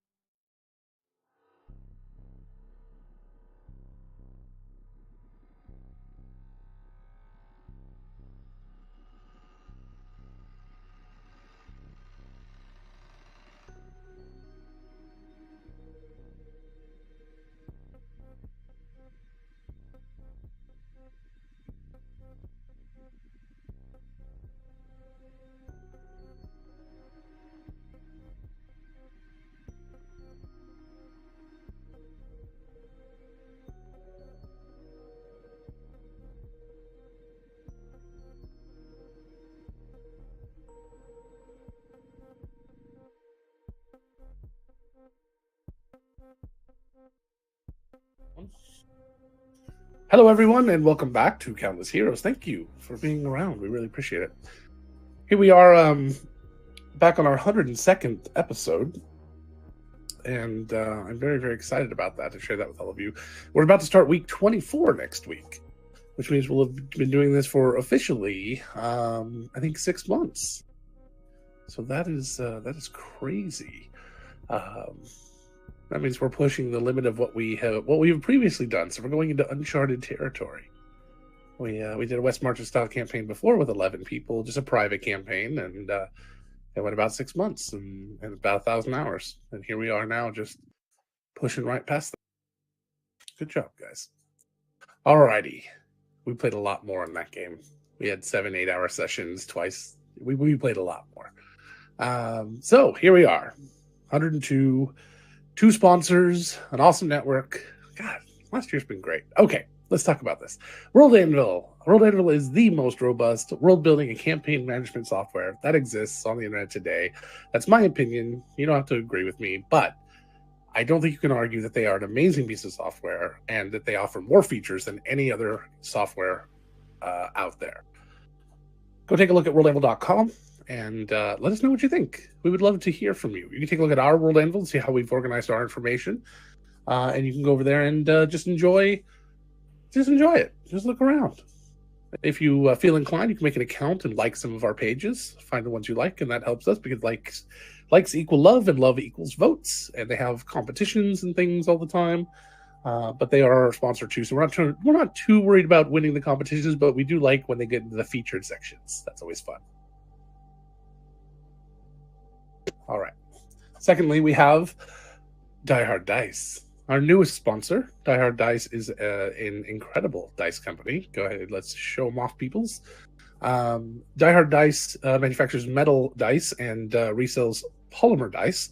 Their polymer dice are similar to everyone else's because almost all polymer dice out there are just resells of the same polymer companies because they're very expensive to make in custom dice. But the metal ones, yes, more expensive to make, but because they're metal, not because of the customness. They design their own. These GB has the Mythica line up there. I think everybody has Mythica. They're so good. Lark, what do you have? Lark's is just one of the standard. That's the gunmetal gray with yellow, I believe. Just their normal D20. Very nice. But you know what? It takes all types. That's why they make all these sorts of different designs. But Mythica is their design. No other dice company will ever have the Mythica line or anything like it. No other dice company uses the same numbers they do. It's their system, it's their setup, it's their amazing, beautiful designs. They also do the coloring themselves, and they put this beautiful coating on them to make sure that they don't that it doesn't chip away. They are durable and sturdy and freaking heavy. And they're coming out with new colors all the time. They're starting to work on experiment with 2 colors. So right now on their Twitter page, you can see purple and blue mix on the Mythica, which is really incredible. If you go to dieharddice.com and want to make a purchase, you can use the coupon code Countless Heroes. We have given this to you out of the goodness of our heart. You can get 15% off your first, or if you've already made a purchase before, your next order. Also, the first person to use the Countless Heroes coupon code, because nobody has it yet, as of 2 days ago, I don't know about yesterday, but the first person to use it will receive a Nerdsmith prize pack as well. I believe we'll be sending a pin, a thank you, some stickers, and maybe a couple of little prizes if we have some laying around from our last big giveaway. Ooh. All right. If you'd like to support us, you can do so on our amazing network, nerdsmith.org. You go to nerdsmith.org/donate, sign up to be one of our subscribers over there, or you can subscribe to us here or many other places. All artist proceeds, that which Nerdsmith does not keep, which is the vast majority, comes to us, but then we, as a group, decided to support a charity instead of trying to split things 17 ways. You think trying to split a bill 3 ways is hard. Splitting things 17 different ways was just not what we wanted to do, so we decided to choose a charity. We chose the Trevor Project. So we've turned all of our money over to the Trevor Project because we want to support a good cause, and they are an amazing cause. So you can go to trevorproject.org to see that. I think that's it. Thank you all for that. Thank you for letting me get through my spiel. So, just before we broke, you had finished the puzzle, albeit hesitantly, and the picture seemed to have come to life. The image, which was posted earlier, and maybe somebody can repost it, turned its head, almost to look at Finku. Oh, fuck. What do you do?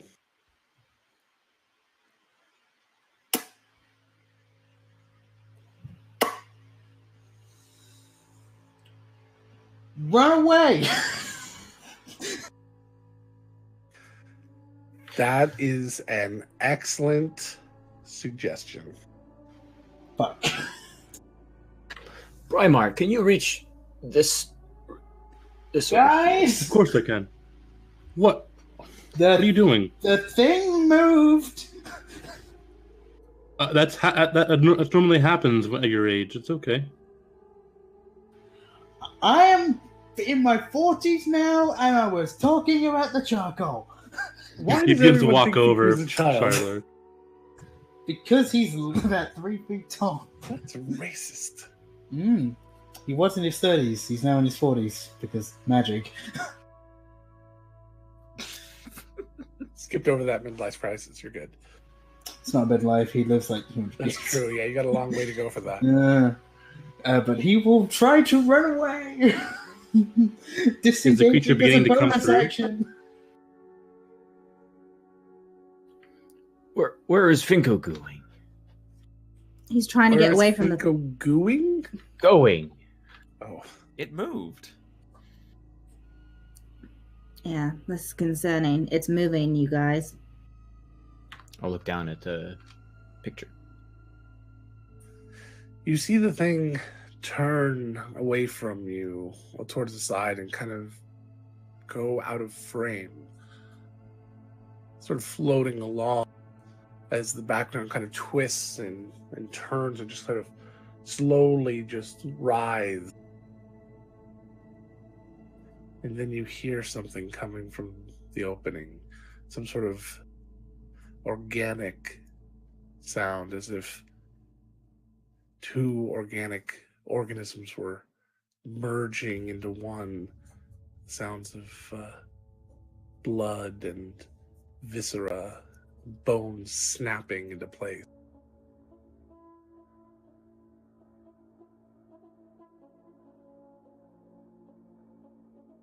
Lark's going to accidentally on purpose drop the blue paint down onto it that he was dipping out of for the constellation.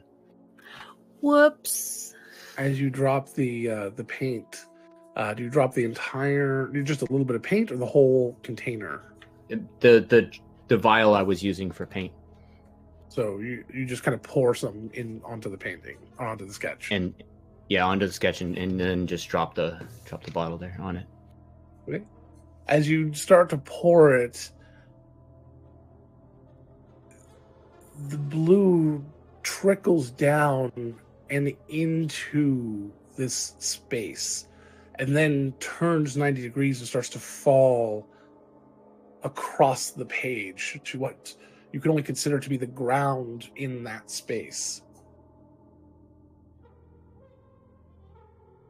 As you drop the bottle, it does the same, landing somewhere off a frame. A moment later, a large, Baroque metal pole or something grabs onto the edge, the metal flaking, almost looking like stone, as another one appears, and it starts to pull at the edges of the frame. All the papers seem to have merged at this point. There's only an opening now, and as you look down, these two poles, they're protruding into the room, up from the floor. Is it like a ladder? As they start to pull, and the creature's horns come into frame from below. And then its head and torso, it's much closer to the frame as before. One arm comes up and its hand reaches and grabs, the fingers just ducking into the room, and you see that its body, a large spider's body that is now attached to, and these are the two front legs. It is way too large to come through this portal, but it puts its other arms up, and several of the other legs come up, and they all grab and they start to pull apart, and the ground starts to shake. GB, give me the blade. I don't have it. You don't have the helmet on? Where did it go? Finku has it. Finku has it. Someone give me the blade. About a half hour last. That's great. I love it. Okay, so how long was Angela working on a puzzle during this entire No, I time? thought I might have missed who perfect. got It the makes sense. Makes perfect sense that Syl has no clue where it is. Totally fine. Finku. Finku would go over and pass the more blade, I guess. The wood paneling of the floor begins to crack and splinter on both the top and bottom of the painting as it appears to be being forced wider. The entire ground shifts slightly, not too much to knock you down, as one of the panels up to the wall gives way and leaves a crack about 3 or 4 inches wide. As you look into this crack, you see this other place. You see more of this other realm.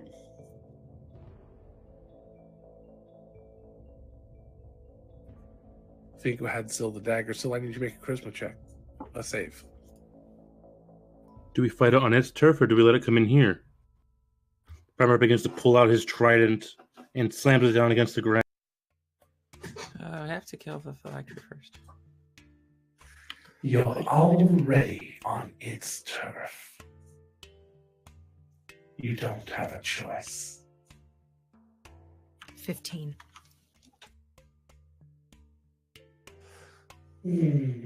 You'll do. And the maw blade changes into a oversized hammer. And where the hammer's face is becomes a large maw. The same sort of Baroque metal and teeth.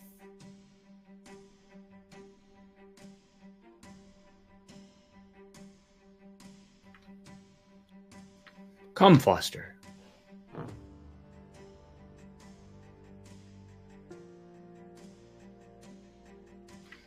We are going to need to replace more than the refrigerator.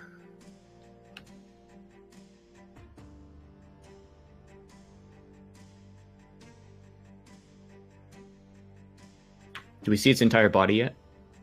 No, it's still forcing the wall open. It's going to split, but I thought still we might be doing something.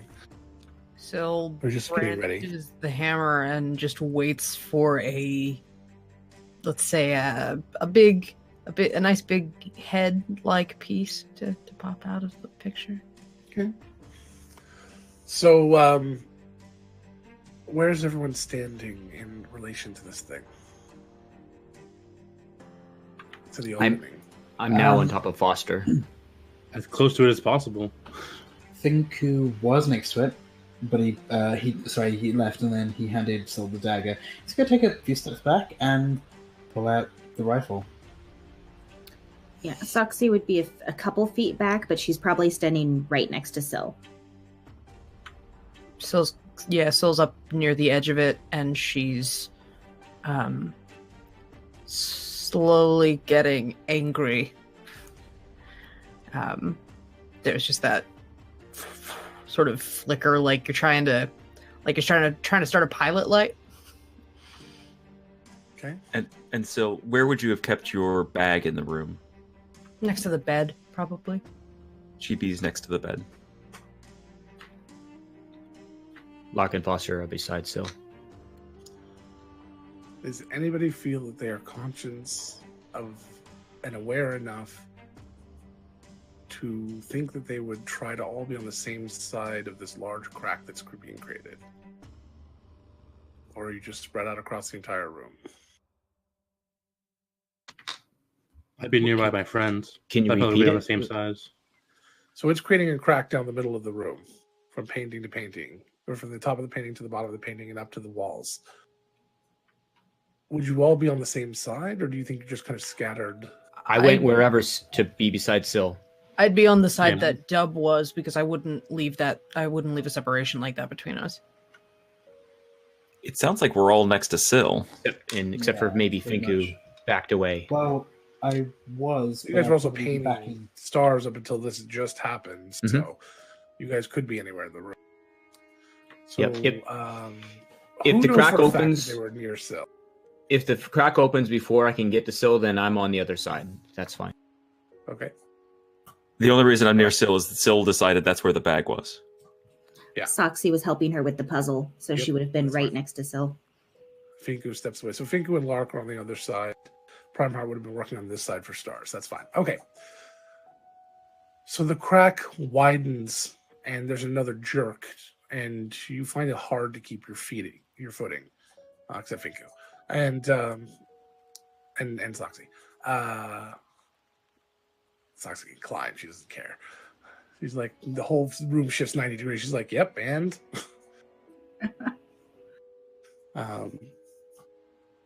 She's You good see at more into climbing this- improv.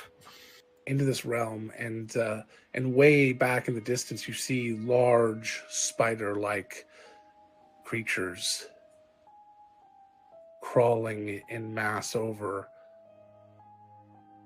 dunes or piles or rubble. As you ready yourselves, you hear the straining of the walls of the building. And then you hear a loud crack. And the floor lifts and vanishes. You're falling. GB You look activates his around and you boots. see, which is boots of flying.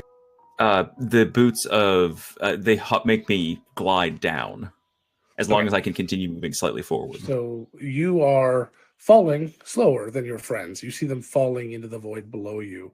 You're falling for a long time, to the point where, GB, if you continue to use it, they're going to be gone from your sight. I He need to know if stops. you decide to do that. Okay. No, he stops. You look around, you only see the people that are on your side of the room. So Syl, Soxy, GB, and Primeheart, you fall next to Dub, who's laying on the ground. You land, and you instantly recognize that you are now within this realm. But you're alone. This ground is dry like a desert.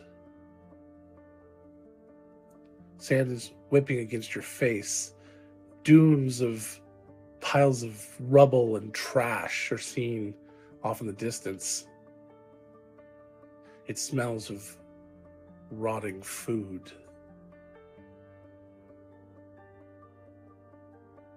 Lark and Finka, you fall into a similar area. Looking around, you see the same things, only off in the distance you see a structure. It looks like some sort of organic temple. A square building with a sloping and swooped curved roof.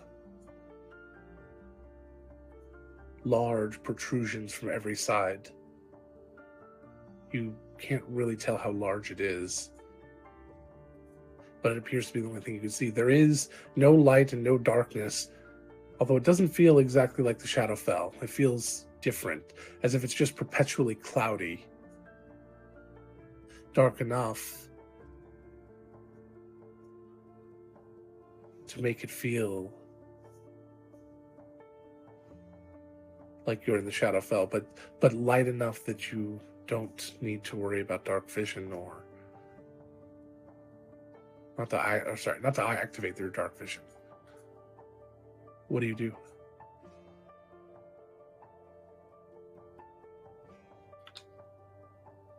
Finku. Yep. Problem.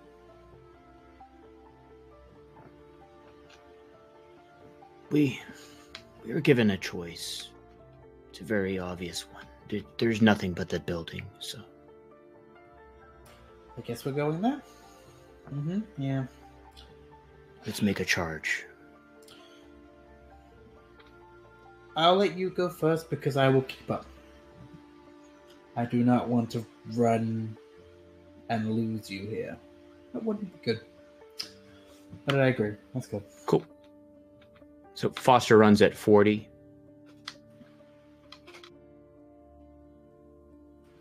Finku can match that, so he'll be keeping up.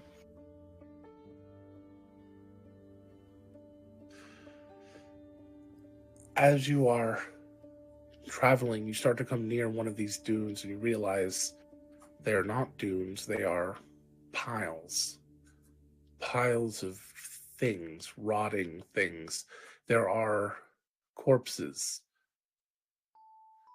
covered in blood, covered in spider webs, covered in snakes, covered in teeth,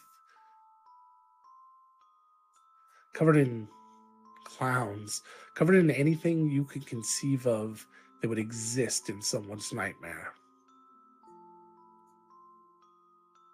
Stuffed in every nook and cranny, you see rotting egg tubes.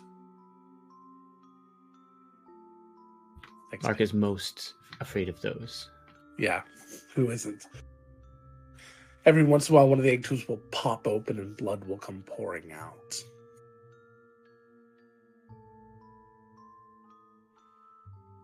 As you approach the next dune, you see similar things.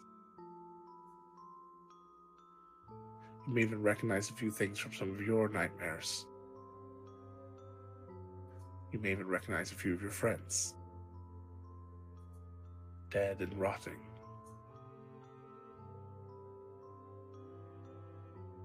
The smell is not overwhelming, but it is powerful.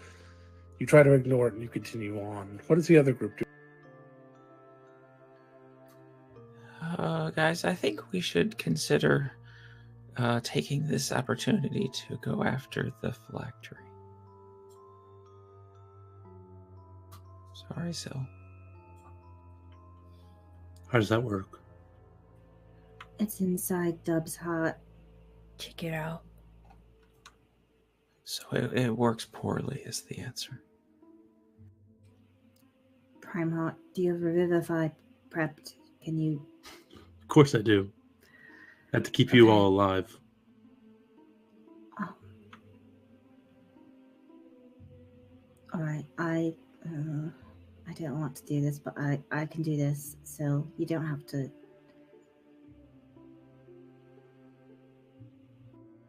I mean, I can do it. It's easy.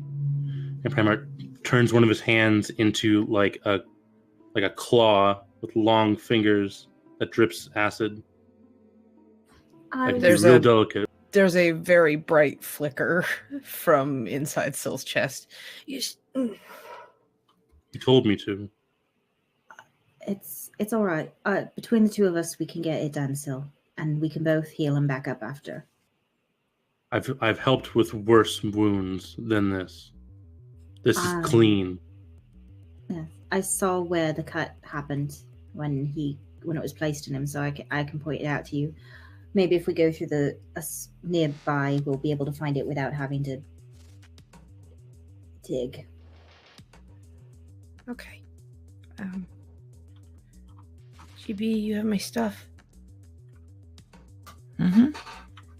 There's an Ursali dose and a greater healing potion in there. Could you add them together?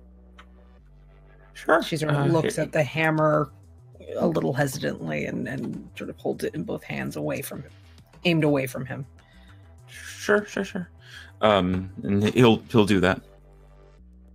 Soxy's gonna pull out her dagger and go over to Dub. You said he's lying on the ground. Mm-hmm. Are you ready, Prime Heart? Yeah. And Primarch will begin to pray under his breath for guidance. Do you want me to do it? I can help you with it. Or do you want to do it? Either way, between the two of us, I'm sure we can get it. Sel, do you not want to hear this? Because I can make it so you can't. Logan, is the no, never mind. I don't want you using up anything you might need. It'll be okay. Yeah, that would be good. GB walks over and She'll step away while that's puts a- like take a couple steps back. oh, okay. No, from Dub and Soxy. He puts a paw on her foot and goes, shh. And if you decide to fail, you are now deaf. So remember, we said you can't decide to fail, but I will allow you to roll disadvantage. Oh, okay. What am Sorry. I rolling? Con save, which is probably going to go very well for you. Yeah, we'll see. Dexterity and strength are the only ones I could justify allowing to fail, because you could just stand there or not pull. Okay. As long as you know they're coming. But the others, you can kind of like try to force yourself, like, yes, they're going to accept this. I rolled a 15. That does not save. Jesus. All right. I think, yeah, spell DC is 16. I rolled a 9 and a 10, so it would have been a 15 and you gave away. Mm-mm. Fucking hell. Okay. That was a 9 and a 10. So I rolled a 15 and a 16. You failed. So you are silenced or deafened or what? Deafened. It's not an area, it's just me. It is just you. You are deafened. What's the spell? Blindness, deafness. Oh, okay. I get to, I choose one. Yeah. Can you drop it, or is it just when it wears off? Or concentration? It is not concentration. It will last for 1 minute. Okay, just a minute. That's fine. But she gets a save every turn, right? Yes. All right. So again, you can choose to fail to try to hold on to it. Yes, Lark. GB cast that spell before the break that we could all communicate.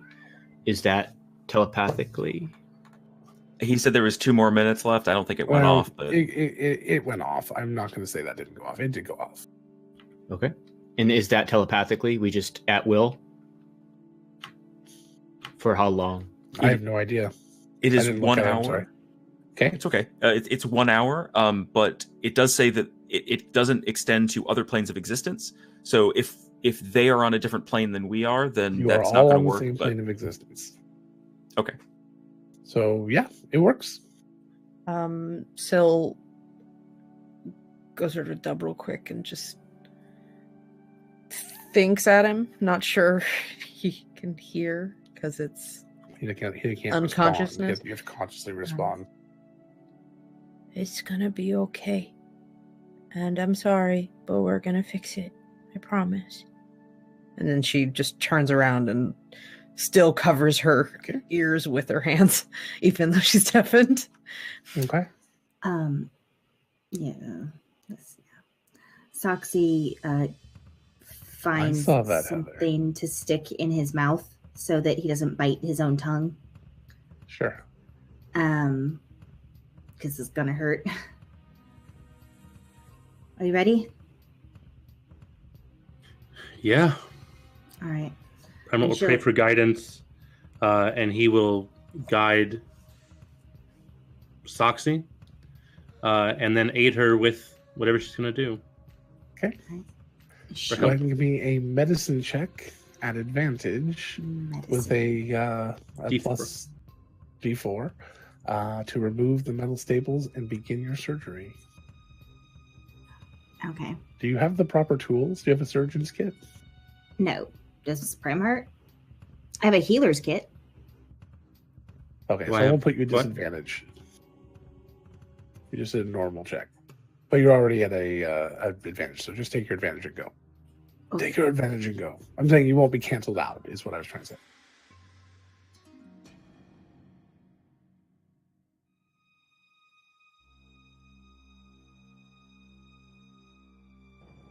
Okay. Wait, so that's plain roll? No, with advantage. With advantage. Okay, so that's a 15 and a D4 plus the D4. Yeah, I rolled a 1 on. So that's a 16. You would have failed otherwise. So, fortunately, telepathy, being deaf does not help. You all hear Dub in extreme discomfort. Not quite screaming, but grunting and whimpering and crying as you remove the staples. After you remove the first few, though, the wound starts to open a little bit, and out pops a little batting. Stuffing. Gauze. Gauze. And feathers. You finish opening the wound, and it pops open, and a large puff of white, fluffy material sits in front of you. What do you do? She pulls some of it out. As you pull some of it out, it's replaced by more. The little feathers and things you can't quite get fall off to the sides. Do you keep going? You continue to pull more and more stuffing out as if you're pulling Kleenex out of a box, just constantly pulling this stuffing out and putting it next to you until it becomes a fairly large pile, almost as big as GB. The next little bit you pull out seems to have something inside of it, something red, but not blood. She opens it. As you dig into the batting a little bit, you find a little stitched pillow, about 3, maybe 4 inches across, and it's a little heart, like a little stuffed animal, in the shape of a very perfect heart.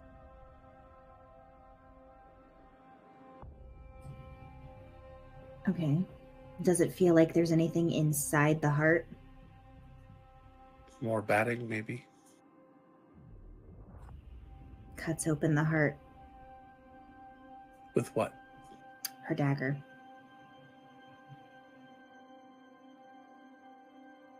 Okay. What are the other two of you doing? Syl's just thinking in her head or thinking out. Just remember, Dub, just be brave. Be brave. You can do it. You can be brave. Lark and Vinku, you guys approach the building. It looks like a temple of some sort. As you get closer, you realize the large protrusions and things look like legs.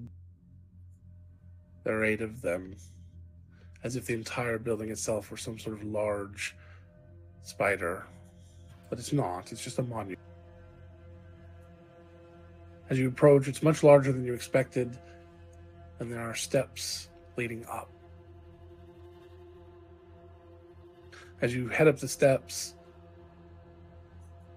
the large sconces to either side burst into flames. Fire and flames. You can't say those both at the same time. Into flames. And you continue to head up, and the incense burning in these makes the smells sort of dissipate, but they feel earthy and dark. As you get to the top, in front of you, there's a door, and on this door, you see embossed a spider. Only the spider has a face and 8 legs stretching out, and each of the legs seems to be some sort of mechanical apparatus that is sticking into the side of the frame, locking the door. What do you do?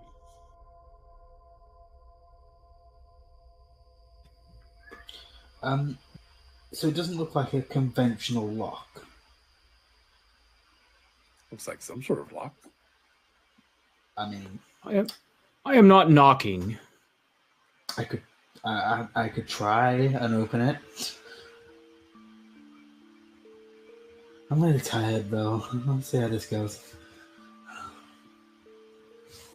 I think he's gonna. First, he's gonna look for traps.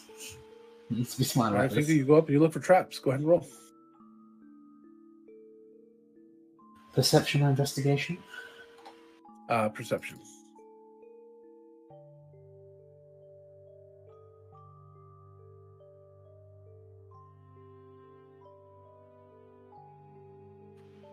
Total of 18. As you look around, you don't see any traps. Most people don't trap their own front door. Most their people don't have a homes, in spider their own monument as their realms. home. Fair enough. I'm going to attempt. The lock looks complex, but not impossible, especially not. Goody. Let's prove that. I'm going to try to unlock it. It's just a good thing you're not having to do 8 pickpocketing checks. Oh, my heart. No, Dub's heart. Go ahead and make your first sleight of hand check or disable device check. You mean thief still check? Disable device, whatever that is.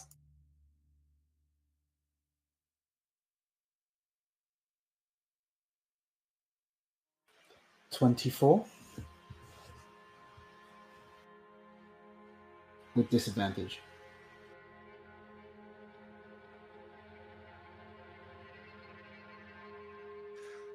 As you are playing with the apparatus at the center of the spider's body, you feel one of these legs sort of twitch in a very organic way and contract back, pulling away from the frame.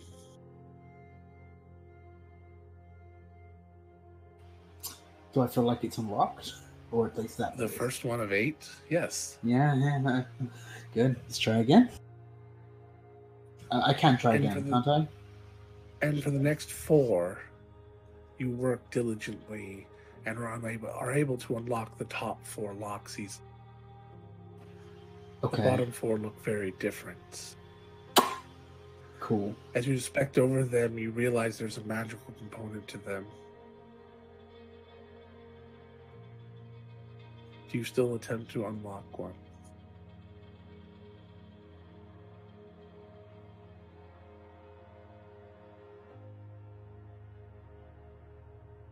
Finku is going to reach out his hand and touch the lock for a minute and cast Identify. I'll be back with you. I cannot help you, Finku. I am sorry. I will guard you. Please do.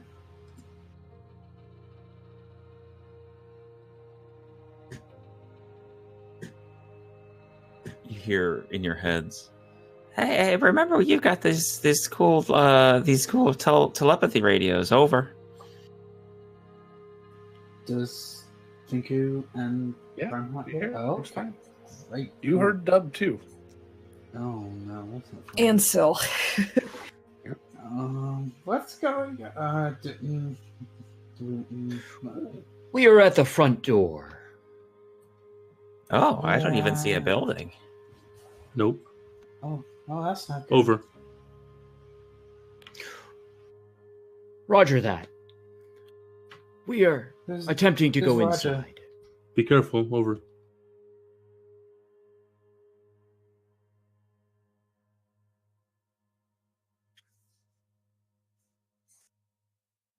As Soxy's about to pierce the dagger into the heart,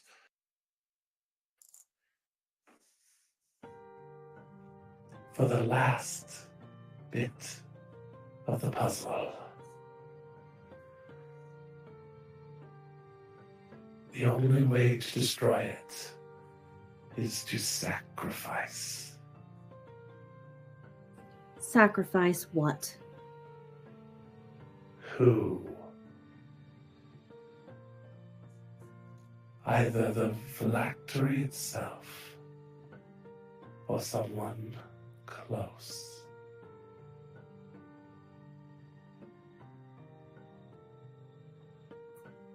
So his heart is the phylactery now? Correct.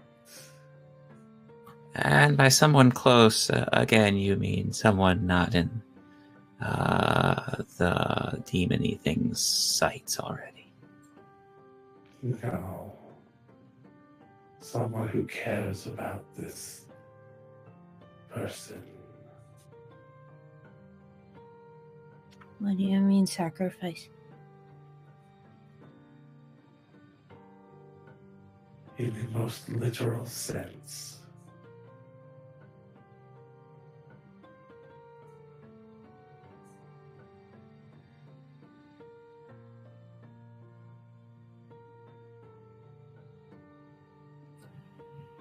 Finku.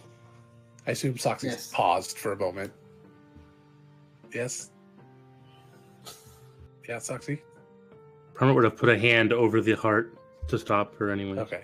Okay, we can't hear you, Soxy, so. Sorry, my foot slipped off the pedal. Okay. She wouldn't have stabbed into it if he started talking, but she did want to ask him a question. What exactly happens after the sacrifice? Is it forever? Can they be brought back? Their soul is destroyed. Consumed in the process. You will never see them again. So it's either sacrifice him, sacrifice one of you, or watch the city burn, and then he will die anyway.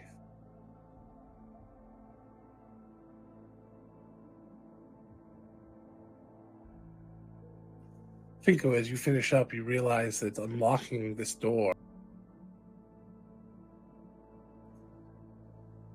it's going to require a sacrifice, although not in the most literal sense. Something valuable and important to the person that wishes to unlock it. 4 sacrifices to unlock, to show your devotion to Rinth.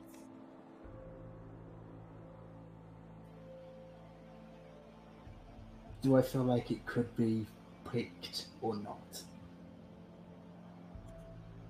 You can choose what to use, or you can let it choose. When I said picked, I meant picked. No, you cannot pick this lock. It is a magical arcane lock. The only way I to had open a it is feeling. through sacrifice. I had a feeling. Sorry, I just realized what I said. Sorry, I got when what I you said meant now. yeah, when I said pick, I meant rogue pick.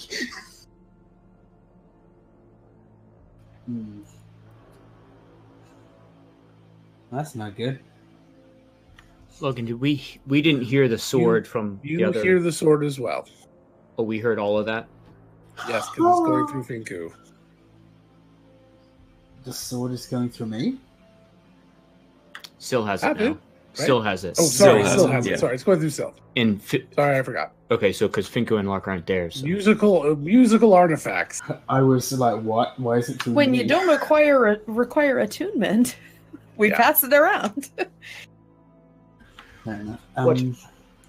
what? Why are you pausing, Finko?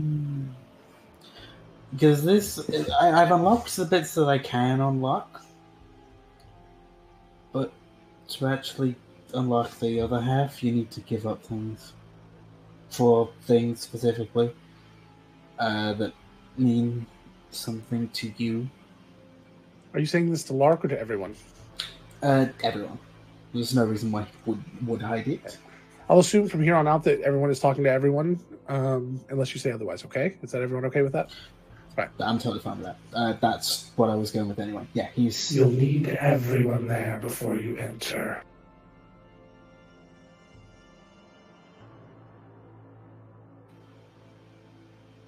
You're running out of time.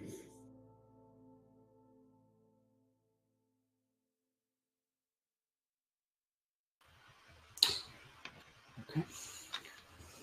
There's absolutely I don't no know. other way to destroy it.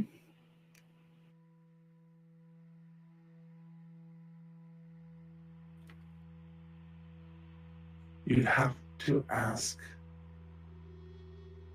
them.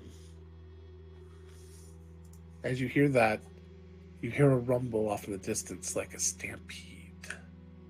It's a ways away. You can't quite hear it yet, or see it yet, but you hear it. Clouds of dust picking up on every side of all of you.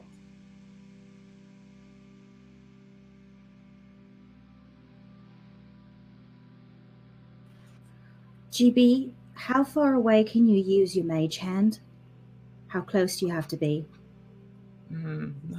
Not very far. 30 feet, I think. Yeah, 30 feet. And they have to be about an arm's width apart. I don't know if this would work. He seems to think it won't. She gestures at the blade. But didn't Pinball tell us never to put a bag of holding inside a bag of holding for a reason?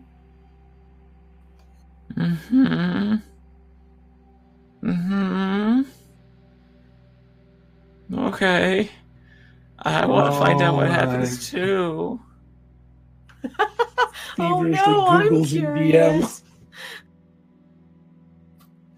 Curiosity killed the dog. He said it destroys everything that's inside.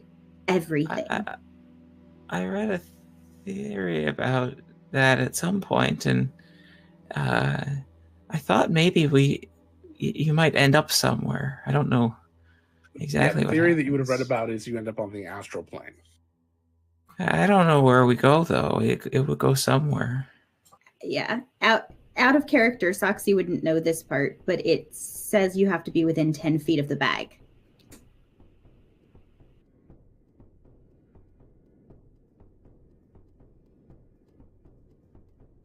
Okay. Are you sure it just destroys things? Because if it just teleports them, that's not going to fix it. It's just going to make it really hard to actually do it. I thought he said destroy, but magic's not my strongest suit, so I'm not sure. I'm not inclined on using untested things right now. This is kind of a serious thing. Okay, so Pinball would have said destroyed, yes. Absolutely. And can GB think about it real hard? Give me an Arcana check. Just numbers in front of his head. What do the numbers mean? 17 with disadvantage. Yes, absolutely. Destroys both items and the items within, and just opens a gate to the astral plane. A noted change from previous editions. College of whatever you are. Invention. I haven't listened enough to your singing. That doesn't sound like the items in the radius of destroy. They're just thrown away. That just sounds like it creates a portal, but then it destroys the things nearby. So we could go through to the different place after that. But I agree with Pinball's assessments based on my math. So it would destroy everything inside the bag of holding. So if I empty my bag of holding and put the phylactery in, and we empty Prime Heart's bag of holding and put the two into each other, goodbye phylactery. We're sacrificing the bags of holding. And is it going to do anything that's not going to destroy his soul? I don't know where that math goes. And is it dangerous for whatever reason to give a lich a portal to the astral plane?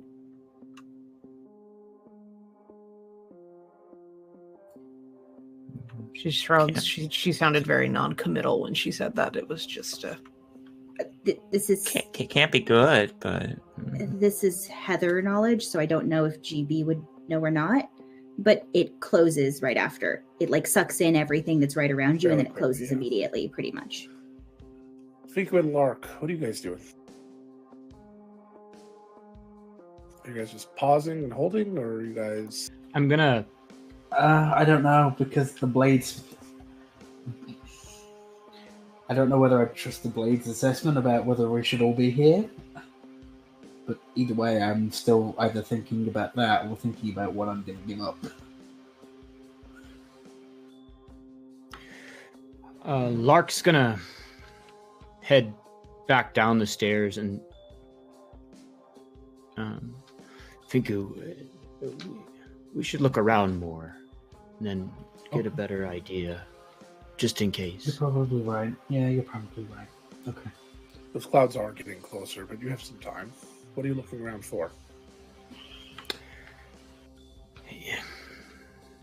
Any other entrances or There's only paths? one entrance here now. No other paths to go. Give me a perception check, both of you, though. Anything that's maybe out of place that we could use? I don't know. It's a pile of trash you could dig through. Right. 10. Was that a dice? That was a die-hard dice. What was? Because if it hits you, you die hard. Exactly. Oh, did I press the button while I rolled? I'm sorry. Yes, it was amazing. I am so sorry. I thought I. Did you roll well? Okay. I rolled a 19 and a 9, so 19 for my perception because I got a plus 10. 19? Because I rolled a 9. I had a 10. So what did you? A 10 and a 19. 19. Okay. So, Finku, you Because I rolled a think off in the disadvantage and I distance, rolled a 9 and a 19. at the edge of your sight, you can see the party. They're a ways off, and the clouds are going to get to you before you could get to them, unless you have some way to get there fairly quickly. They're there. You see them all sitting kind of in between, another opening between the some of the trash piles. Finku's gonna point that out to Lark specifically. Yeah. Can see them. The cloud is the rumbling noise. Mm-hmm. What do we do?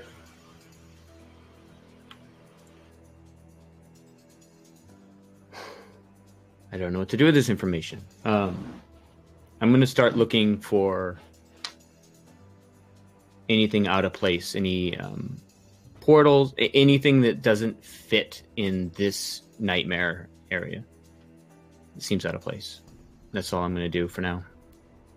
Okay, you start looking. You don't at least initially find anything. GB, do you have any cause to have in your past researched liches or anything like that? No. I didn't think so. Okay. Permert pulls out an iron pot, and then some rope, and then a little bit of rations, and a shovel. About 10 torches.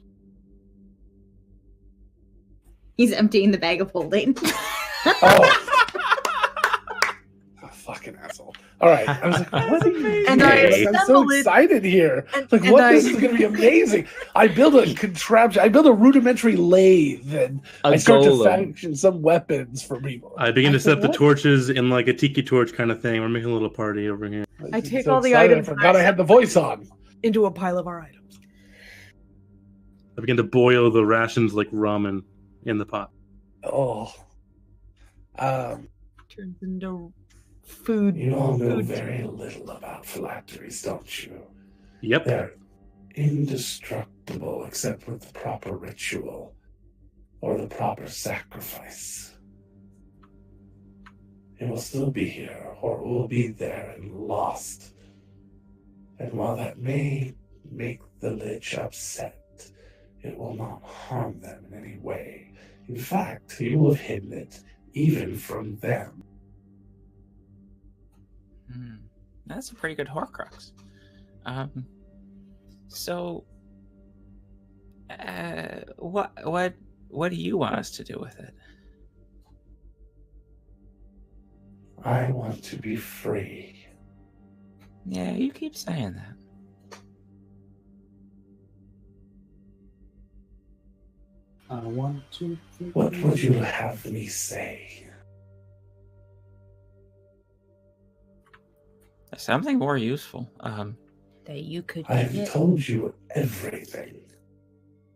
I've told you what needs to be done. You just lack the courage to do it. We don't lack the courage. We care about someone. Where does the sacrifice have to take place? Here, now. Oh, I get your point. Could it count as sort of a twofer where it opens a lock too?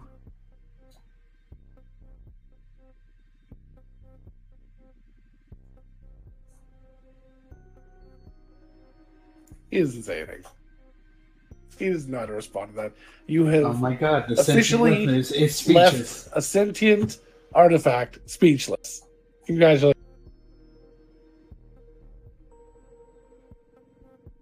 Syl has been quietly standing there with her hands down and staring at the hammer in her hands, just thinking very intently. Are you supposed to consume this, Ma? You're supposed to consume the phylactery. Well, you can't do that, huh?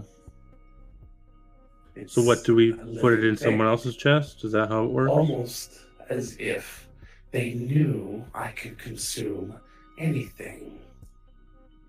Almost anything. Anything not living. So all you need to do is to end the life, and then I can destroy it. And then we can destroy the lich. And if we end his life, we end his soul. I don't trust it. Flark Don't thinks trust me. Flark City thinks will burn. really hard to be with the group. The other group, not Finku. Oh, anywhere but The other- Finku. Non-verbally? Finku. I want to be anywhere. Or do you just I say in your wanna be head, anywhere I want to be but somewhere else, I to- want to be somewhere else, I want to be somewhere No, else? I was thinking to be with the other group, yes. Okay. What do you do when you think that? What are you doing physically? Trying to reach them and picture myself in their surrounding instead of where I'm at now. How do you picture yourself physically? And what are you physically doing? Are you standing still? Are your fists clenched?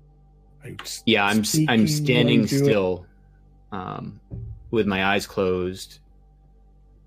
Give me a charisma check.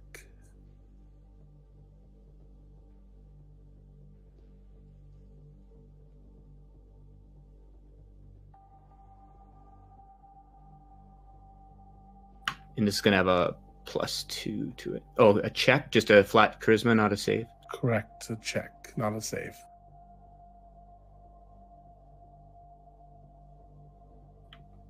The roll is an 11 Total of an 11. for charisma. Yep. Finku, was Lark mumbling at all or anything, talking under his breath? There's no place like group. There's no place like group or LFG. Level 9 Paladin, LFG. I don't. Anything like that? Let me see. Yes. Deception was 8, so I was probably talking aloud. So Vinku, you hear Lark kind of just mumbling to himself, and you just kind of shake your head a little bit and start looking around, continue your search, and then Lark is no longer talking. You turn and he's gone. Lark, you find yourself standing as you open your eyes next to your friends. They haven't noticed you yet. You see Soxy holding onto a little plushie that looks like a little heart with batting and stuffing and feathers all around her, coming out of Dub's chest. Primeheart is sitting with Soxy and dumping out all the gear, or maybe putting it back now. He's putting it back. Scylla's off to one side, just concentrating. And GB sits there thinking. Finka, what do you do when you notice that you're alone?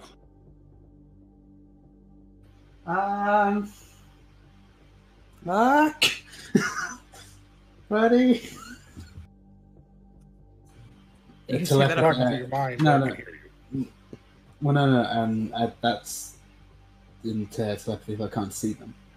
If anyone telepathizes, you gotta go like this. But then I can't press the button. Well, just one.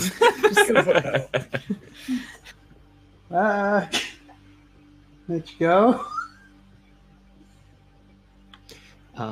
Lark looks around the room. Does he see? It's not a room. You're still outside. And there's still trash piles. It looks there? exactly the same. There's just no building and no Finku. You're in different piles of trash and nightmares. And you just you see the people in front of you. So it's the crowds or the clouds around you are just as far away here as they were where you were, but they are closing. All right. I'm gonna DM you something. Okay. How you doing, Sil? You okay?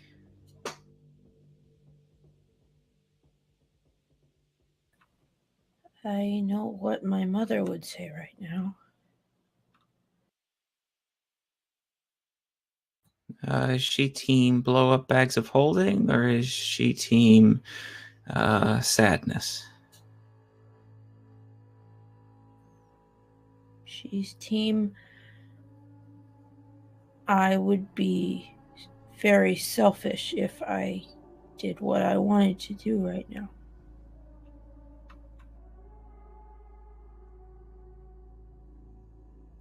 I think I agree, if I understand your point.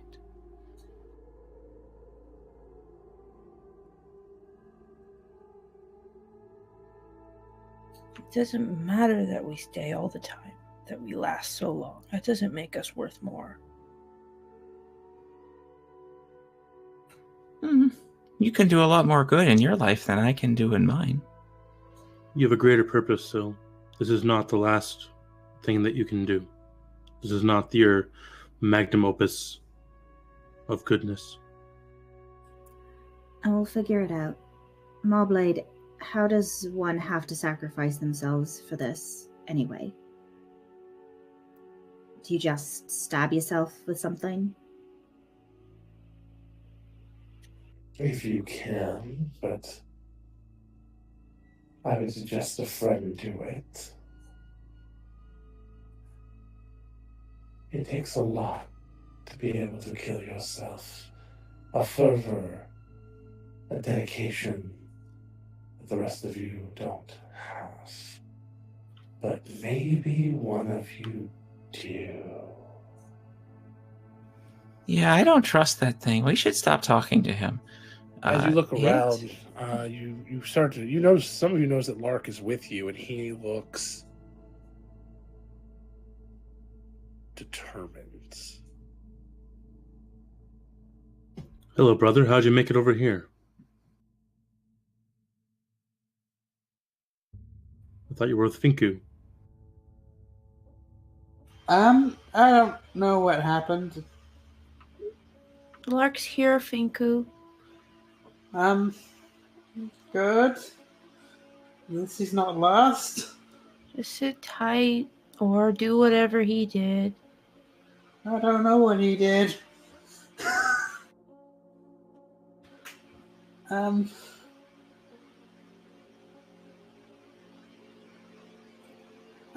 Lark, I don't like that look in your eye.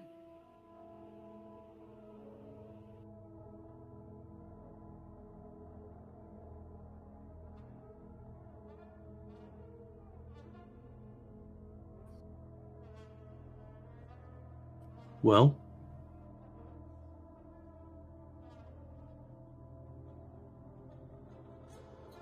A mage hand starts going like this in front of Lark's face. Primer goes from a crouching position, stands up. What are you doing? What are you thinking? We can all speak in our head, so feel free to talk.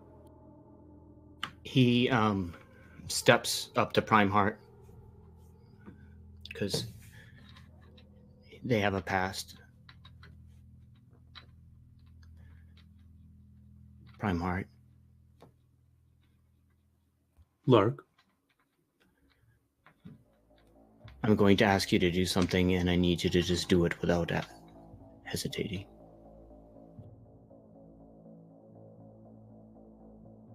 Try me. You are the only one here that is capable. I need you. And he whispers this to, he leans in. I need you to kill me. So you do not say that in your head, you only whisper it. To Prime Heart. Okay.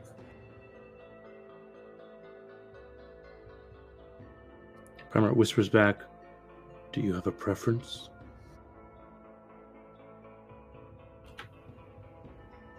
Quickly.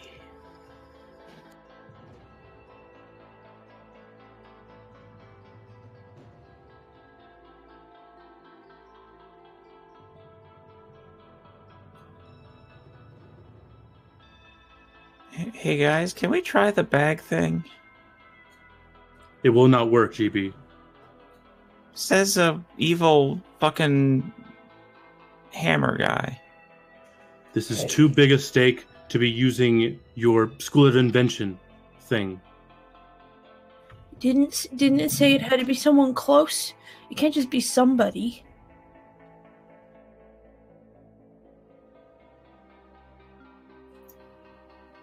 Locke, you've got Right? child. And she looks down at the hammer.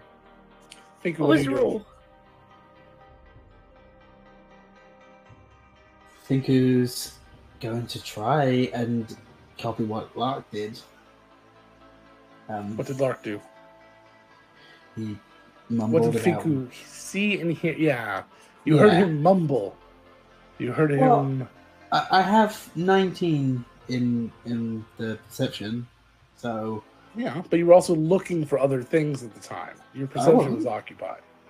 You both were looking for things that were out of place, I thought. no, I didn't. So you were do just that. standing there watching Lark while he was running around looking for things out of place? Well, I would have been with him, but I don't know if I was Okay, looking. that's fine. All right. I think Finku was more thinking about the things that he wanted to sacrifice or could sacrifice, honestly. Either way, he'd be a little bit distracted. No one answered him, so I don't know. He's just going to start mumbling under his breath about being with his friends. Primarch whispers to Lark, I don't know if this is going to work. Do you have confidence?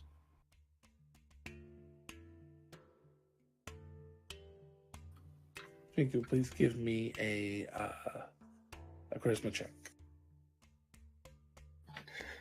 Somebody has to do something. I have determination. I do not have confidence. 10. Nothing happens. I am scared, but I need you to do it.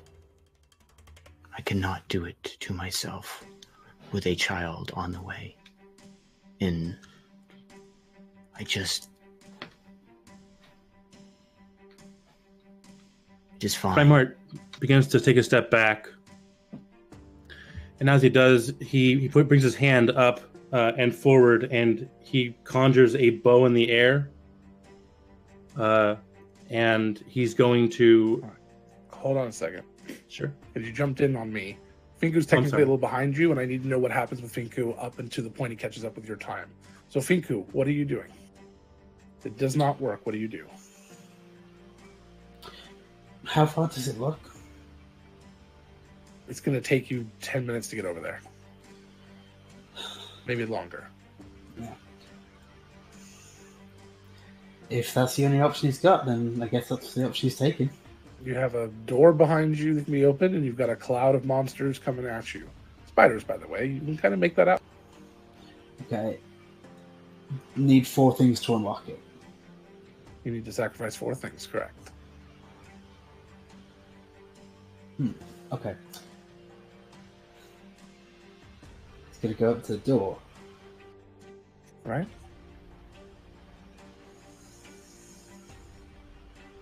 He's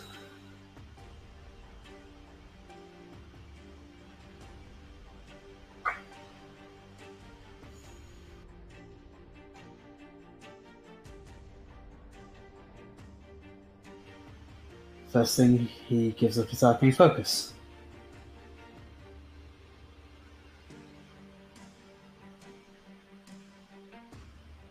It vanishes and one of the doors, one of the locks unlocks. Replaceable. It's fine. He opens his spellbook. He tears out Tasha's hideous laughter. As soon as you start to tear the page, it vanishes with each tear. Even though you still feel it in your hand, it just starts to dissolve under you, and it's gone, and the next one unlocks. That book or the spell? This is a spell. This is a page that you try. That's why I said that. Okay, losing Tasha's. I'll get it again.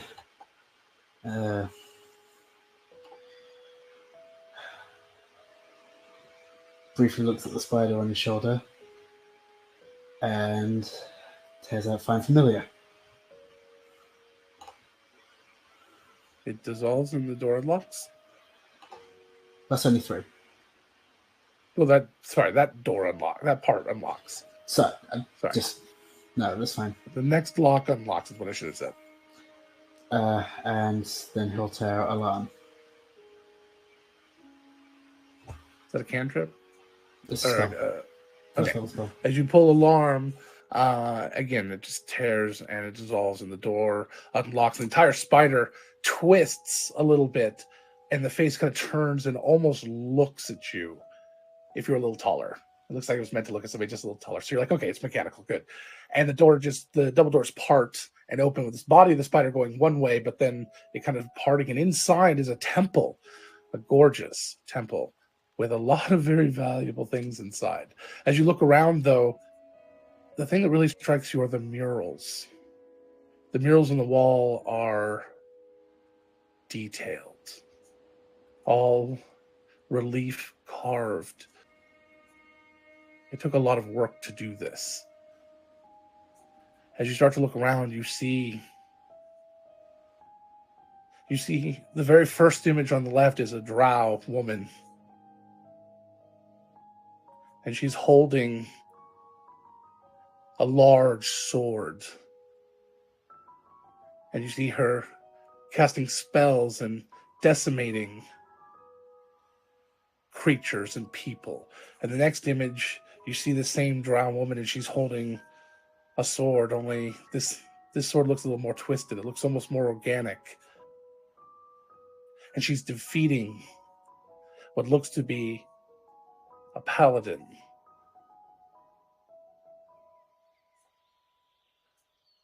Of Arsali. The next image is this drow falling. It looks to their own weapon being used. It's called hubris. The end of this string of images is the drow laying on a field with their sword pierced through them.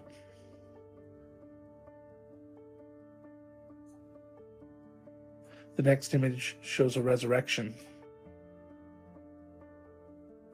Actually, you're familiar with it. It looks to be a reincarnation.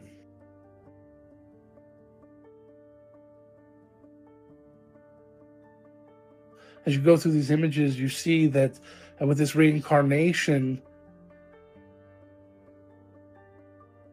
this creature who now looks like a dwarf, and then 2 or 3 images later looks like a Furbolg, and then another image. You see that they change throughout, but it's very clearly indicated that it's the same creature through all. The only constant is the weapon, which more and more as you move on starts to look like Mawblade. Towards the end, you see Mawblade, or about 3/4 of the way through, you see Mawblade. One more mural, but Mawblade consumes the wielder. But the story doesn't end. You see new people, no indication that there was a reincarnation. New people over and over again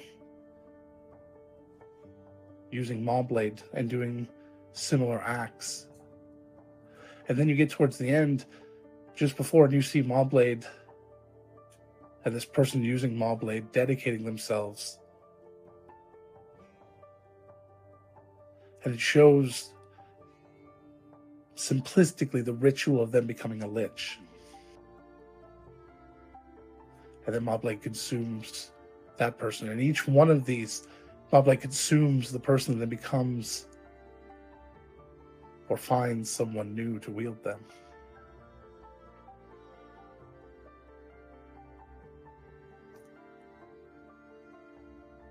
After becoming a lich, though, the next picture,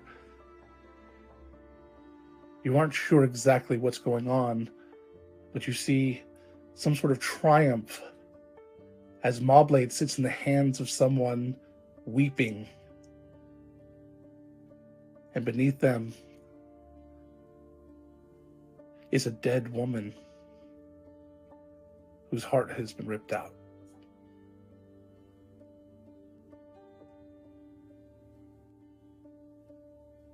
And you move to the next scene, and it only looks half finished, but you recognize Syl and Soxy and Primeheart and GB and Lark laying dead on the ground. Primeheart, you pull out your bow and arrow, and I assume you aim it at Lark. Yeah, well, he didn't so much pull out the arrow as he was conjuring an arrow in the middle of the air, kind of a flavored guiding bolt. Oh, okay, got it. GB?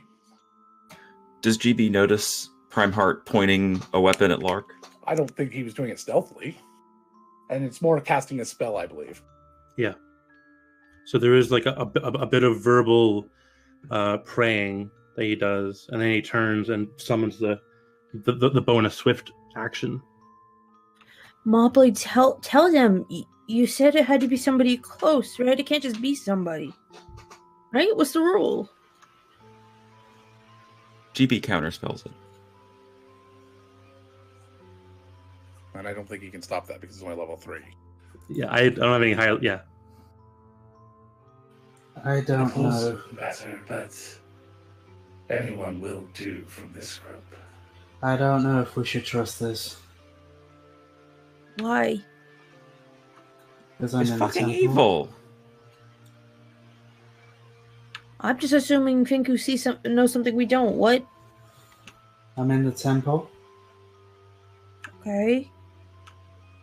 Are there like It a just how-to seems- guide with this? No, not really. It just seems like every single person this weapon consumes. I don't know if this is the right thing to be doing or what if this is just what it, masters. I don't know if this is what we need to do. I don't know. I don't trust it. They were unworthy and they failed to help me kill. They wouldn't do what was necessary. Do it. Hey, yeah, how about we kill the blade? Let's put those in the bags of holding. It's fine with me. I'm fine with this. I'm the only one that can stop what is coming. I don't know if I believe that. Yeah, no. I'm the only one, Syl. We have to kill the Lich, and if we don't fix up. I don't know if there's a lich or not. What if the blade is the thing that's doing the I knife? think maybe the blade is the phylactery anyway.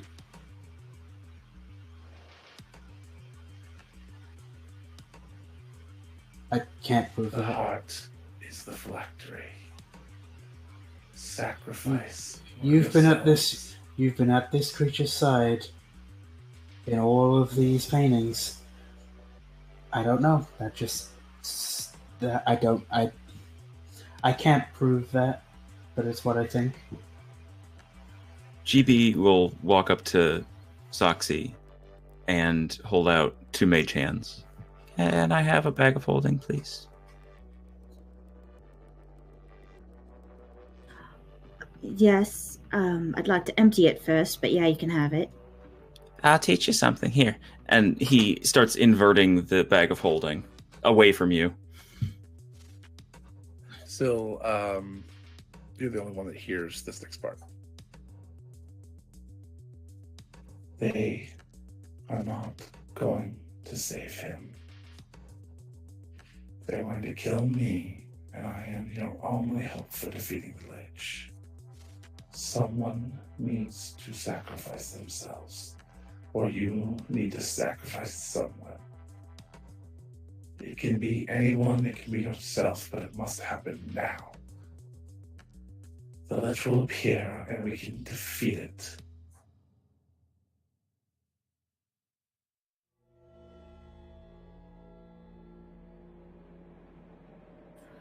Finku, you said you got into the temple? You can Yeah. that's where the images are. Alright, before anyone makes any decisions, why don't we go to the temple? Locke somehow randomly appeared here really quickly. So if we do the same thing he did, we can go see the temple where Finku's at and make a decision with more information. I don't know how Locke did it, but sure. Pinku, as you are sitting there talking to them, the temple starts to shake and crumble. It starts to shake apart. The entire building is coming down around you. Maybe don't come here. Run. Yeah. Maybe don't come here. It's maybe falling apart. It starts falling apart right as I suggest we go look at it to see what the images are telling us. I call bullshit on that fucking sword. I think so too. I don't know. I can't prove it. It might be the phylactery. It's just my opinion. I can't prove it. I'm not very smart. Whatever's in the bag of holding has spewed out. All over the ground in this pocket realm, yes. There were 2 backpacks. She starts shoving stuff into the backpacks. She's still holding on to the heart. How much stuff was in the bags of holding, though? It was, honestly, in hers, there wasn't that much. It was a couple of Okay. extra weapons, 2 backpacks, and a lot of just travel gear. Backpacks. Primark, have you done anything else yet? I'm on my He's- knees looking at Prime Heart, disappointed, but Primar's That's just what- it's stoic. He is a stone statue right now, and he's just weeping openly. GB starts See? working on the second bag of holding if it's in a place that he can get to. I assume it's I mean- laying there on the ground. I mean, he put it back on himself because he wasn't sure if Okay. he was going to run. Got it. Prime Heart, can I have the bag, please? Primark reaches up. This might not work. It might not. But it's the only thing that I know how to do. Because the other thing isn't... It's not an option, Prime Heart. He's got a kid coming. And it completely destroys his soul. There's no coming back from that. there are more people to care for them than myself. Primark drops the bag of holding on the ground. I don't care what's in it. GB inverts it to get rid of everything inside. I think Is he's no gonna one try- going to kill me? The only way I can do it is with magic, and I can't do that. Something stopped me. Sorry. Oh, you did it? Well, I thought it was something else. But either way, good, thank you. I didn't. I don't know. I know. It's hard. GB doesn't know what's in the bag of holding, so he doesn't know if we should be picking it up, but he's going to take them to the same place next to Syl. Hey, Syl. Can you, put Mawblade in this, please? Carefully so it doesn't eat it.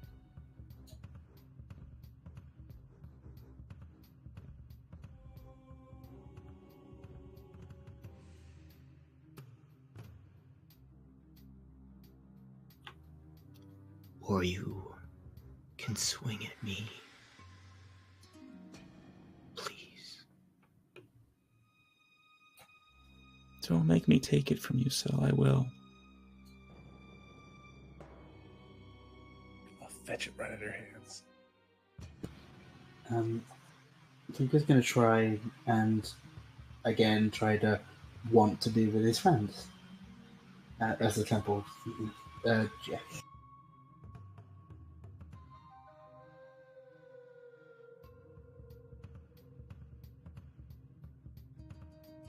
A 10 again.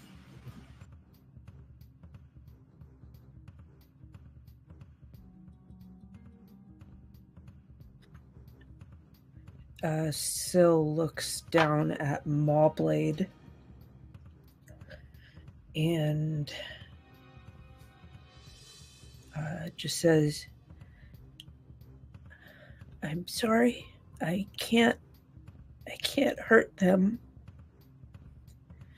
And she puts it in the bag. Give me a Christmas save. +2 from the paladin.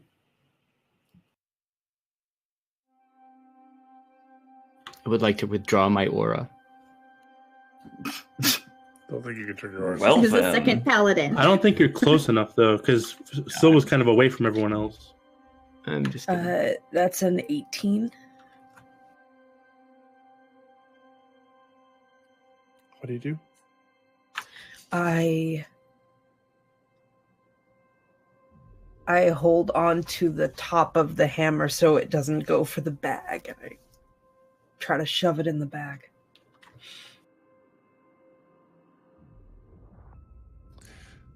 Pinker, what'd you get on your check? Another 10. I did say, but I don't think you can yet. Yes, but this time it actually works. Whatever was blocking you from doing it before seems to have been distracted. You appear amongst your friends, but all of you have been so distracted that you look around and these hordes of gigantic spiders as big as carts are upon you. You quickly shove Mawblade as it screams its protests in all of your ears and minds into the bag, calling you every name in every book, calling you fools and idiots.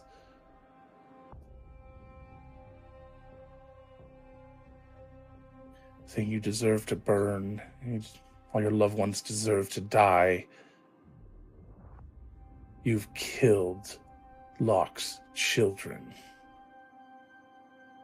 GB tries to put the bag in the other bag, 30 feet away from himself and everyone else. GB starts to float his hands out with the bags over, dragging them over to the to a side away from everyone. As the rest of you turn to face this wall of spiders, I'd like to have one moment from each of you against this horde, and then we'll have GB's moment. Whoever's ready. There are more than you can count. If you've ever seen Starship Troopers, that gives you a good idea of what it looks like. Think of fastball specials. His spider at them and uses it to cast Shock and Grasp through them. Get your baby! Through them. So you literally just tossed a spider grenade.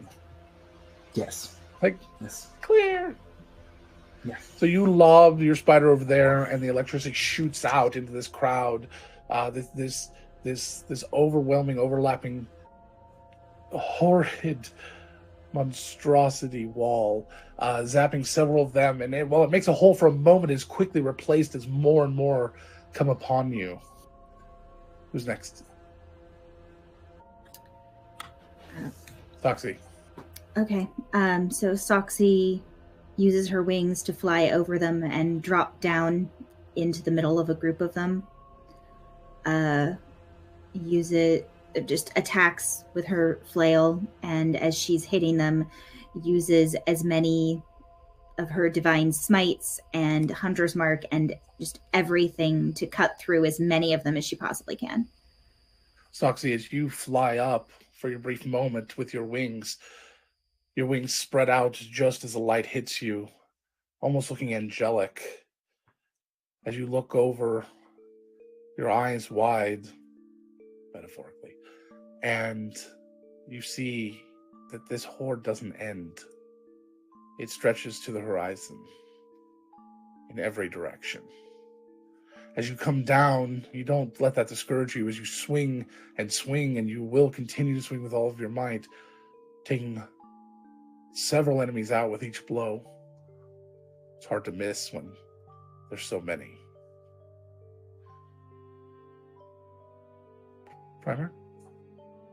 Primeheart will, he would have whispered to Lark, "I'm so sorry." And he would begin to run, and as he does, he casts down, and around him an aura opens up, and a field of wheat spreads out around him as he begins to spin his trident, launches his trident at the nearest creature, and then runs over to it, and then just begins to tear through them, punching at them and stabbing into them as the wheat is just shifting around them, and little bursts of fairy creatures jumping up and shooting arrows down at these creatures as he's just trying to make his way into the center of them, trying to hold them back.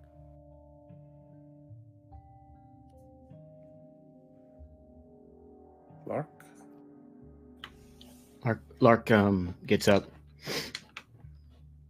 And he looks around at everybody and he says, he just shout. There's a lot. It's all happening at once, but he says that I love you all. And tell Jastra I love her more than anything, past or present or future. And he just takes off on Foster till he gets close enough to charge in. And he does miss. He's swinging his axe. And he does a misty step into the middle, swinging his axe around. I guess told the dead. I heard that. So you see him run to the edge, and him and Foster misty step, and you just don't see where they come out. They're gone. A field of dreams into the wall of spiders. Syl. Syl took a spot over Dub, stood over him, and is just full aglow, raging out with her hammer, two-handed, and is trying really hard to maintain some semblance of awareness, though not get too lost in the rage, just telepathically just reminding Dub to be brave over and over as she's bashing things that get too close.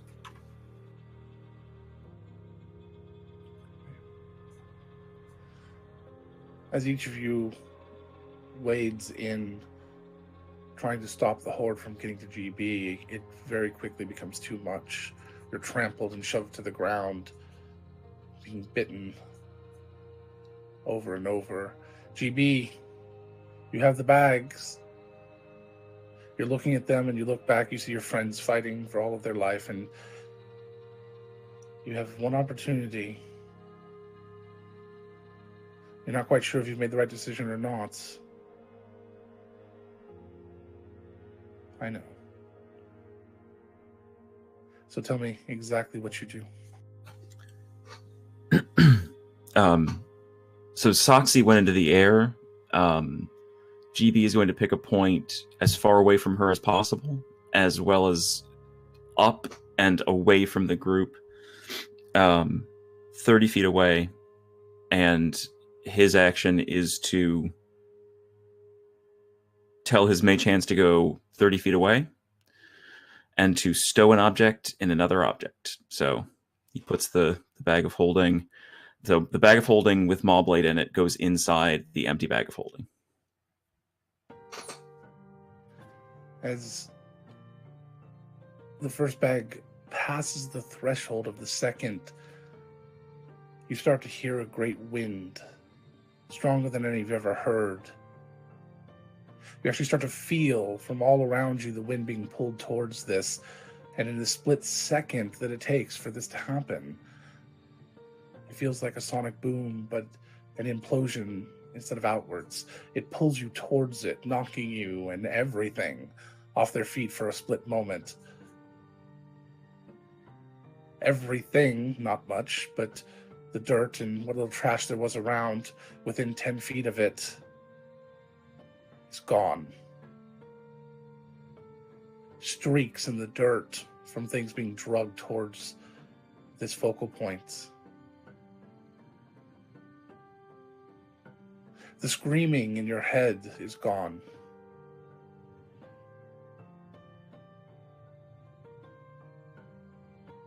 But the spiders aren't.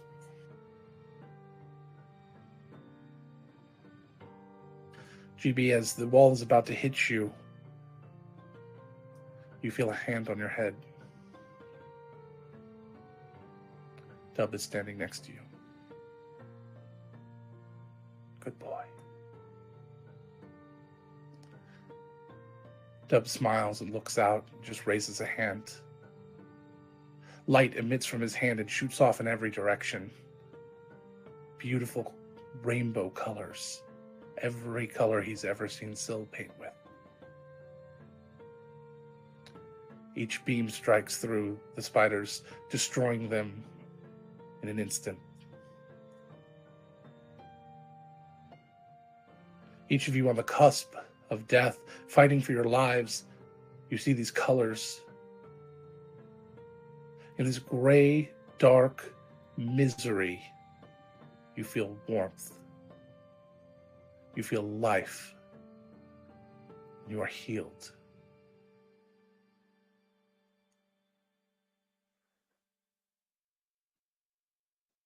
The landscape slowly transforms into one of beauty. A park. With some off-color graffiti here and there. You recognize the park as the small park in the center of the Temple District, where Syl and Dub met. He walks over and helps Syl up, and he smiles over the rest of you. He looks at Syl. He kisses her on the lips and says, I know why I'm important.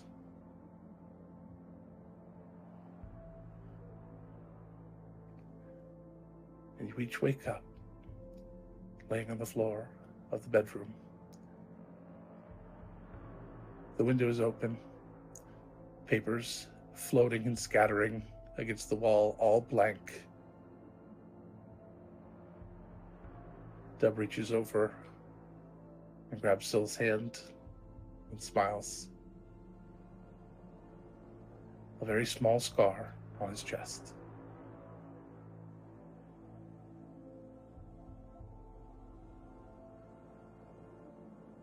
He nods. Smiles. A genuine smile.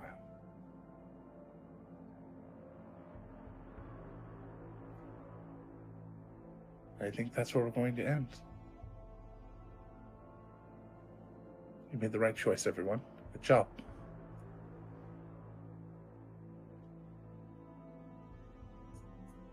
You'll come to find out through a little more research and through a little dream guidance over the next few days that Mama Blade was the Lich. And every so often, a Lich has to feed its phylactery a soul to keep it running. You made the right choice. It was hard, it was difficult, and it flew against the face of everything you seemed to know. But you made the right choice in the end. And no, it's not the choice everyone would have made, and that's okay. Because together, once again, even with all of your weaknesses, even with all of your faults, your group triumphs and succeeds against insurmountable odds. Because you're together.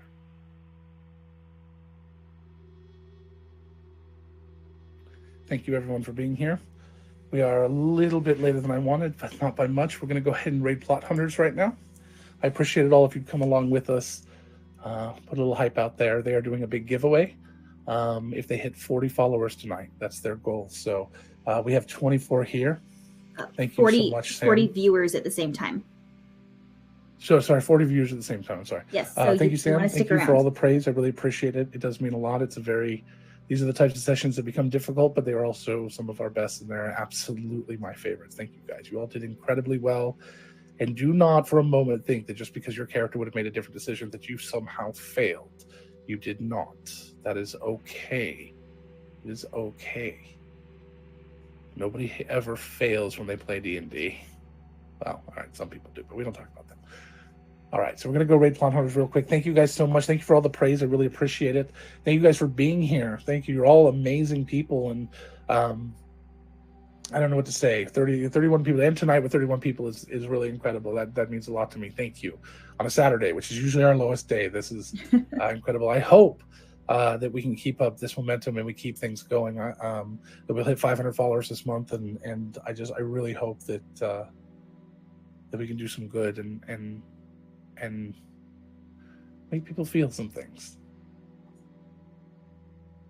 When I rolled the guiding bolt, even at advantage, it would have been a nat one. Just saying. It's in the roll 20. So please come with us to say hello to Plot Hunters. You don't have to stick around. Just come over and say hi. But they are doing a giveaway if they hit 40 viewers at the same time. So if you want to come along, please, just to at least say hi, make them feel good. It would really mean a lot to us and really mean a lot to them. So thank you all very much. And we'll see you Tuesday. Good night. Bye.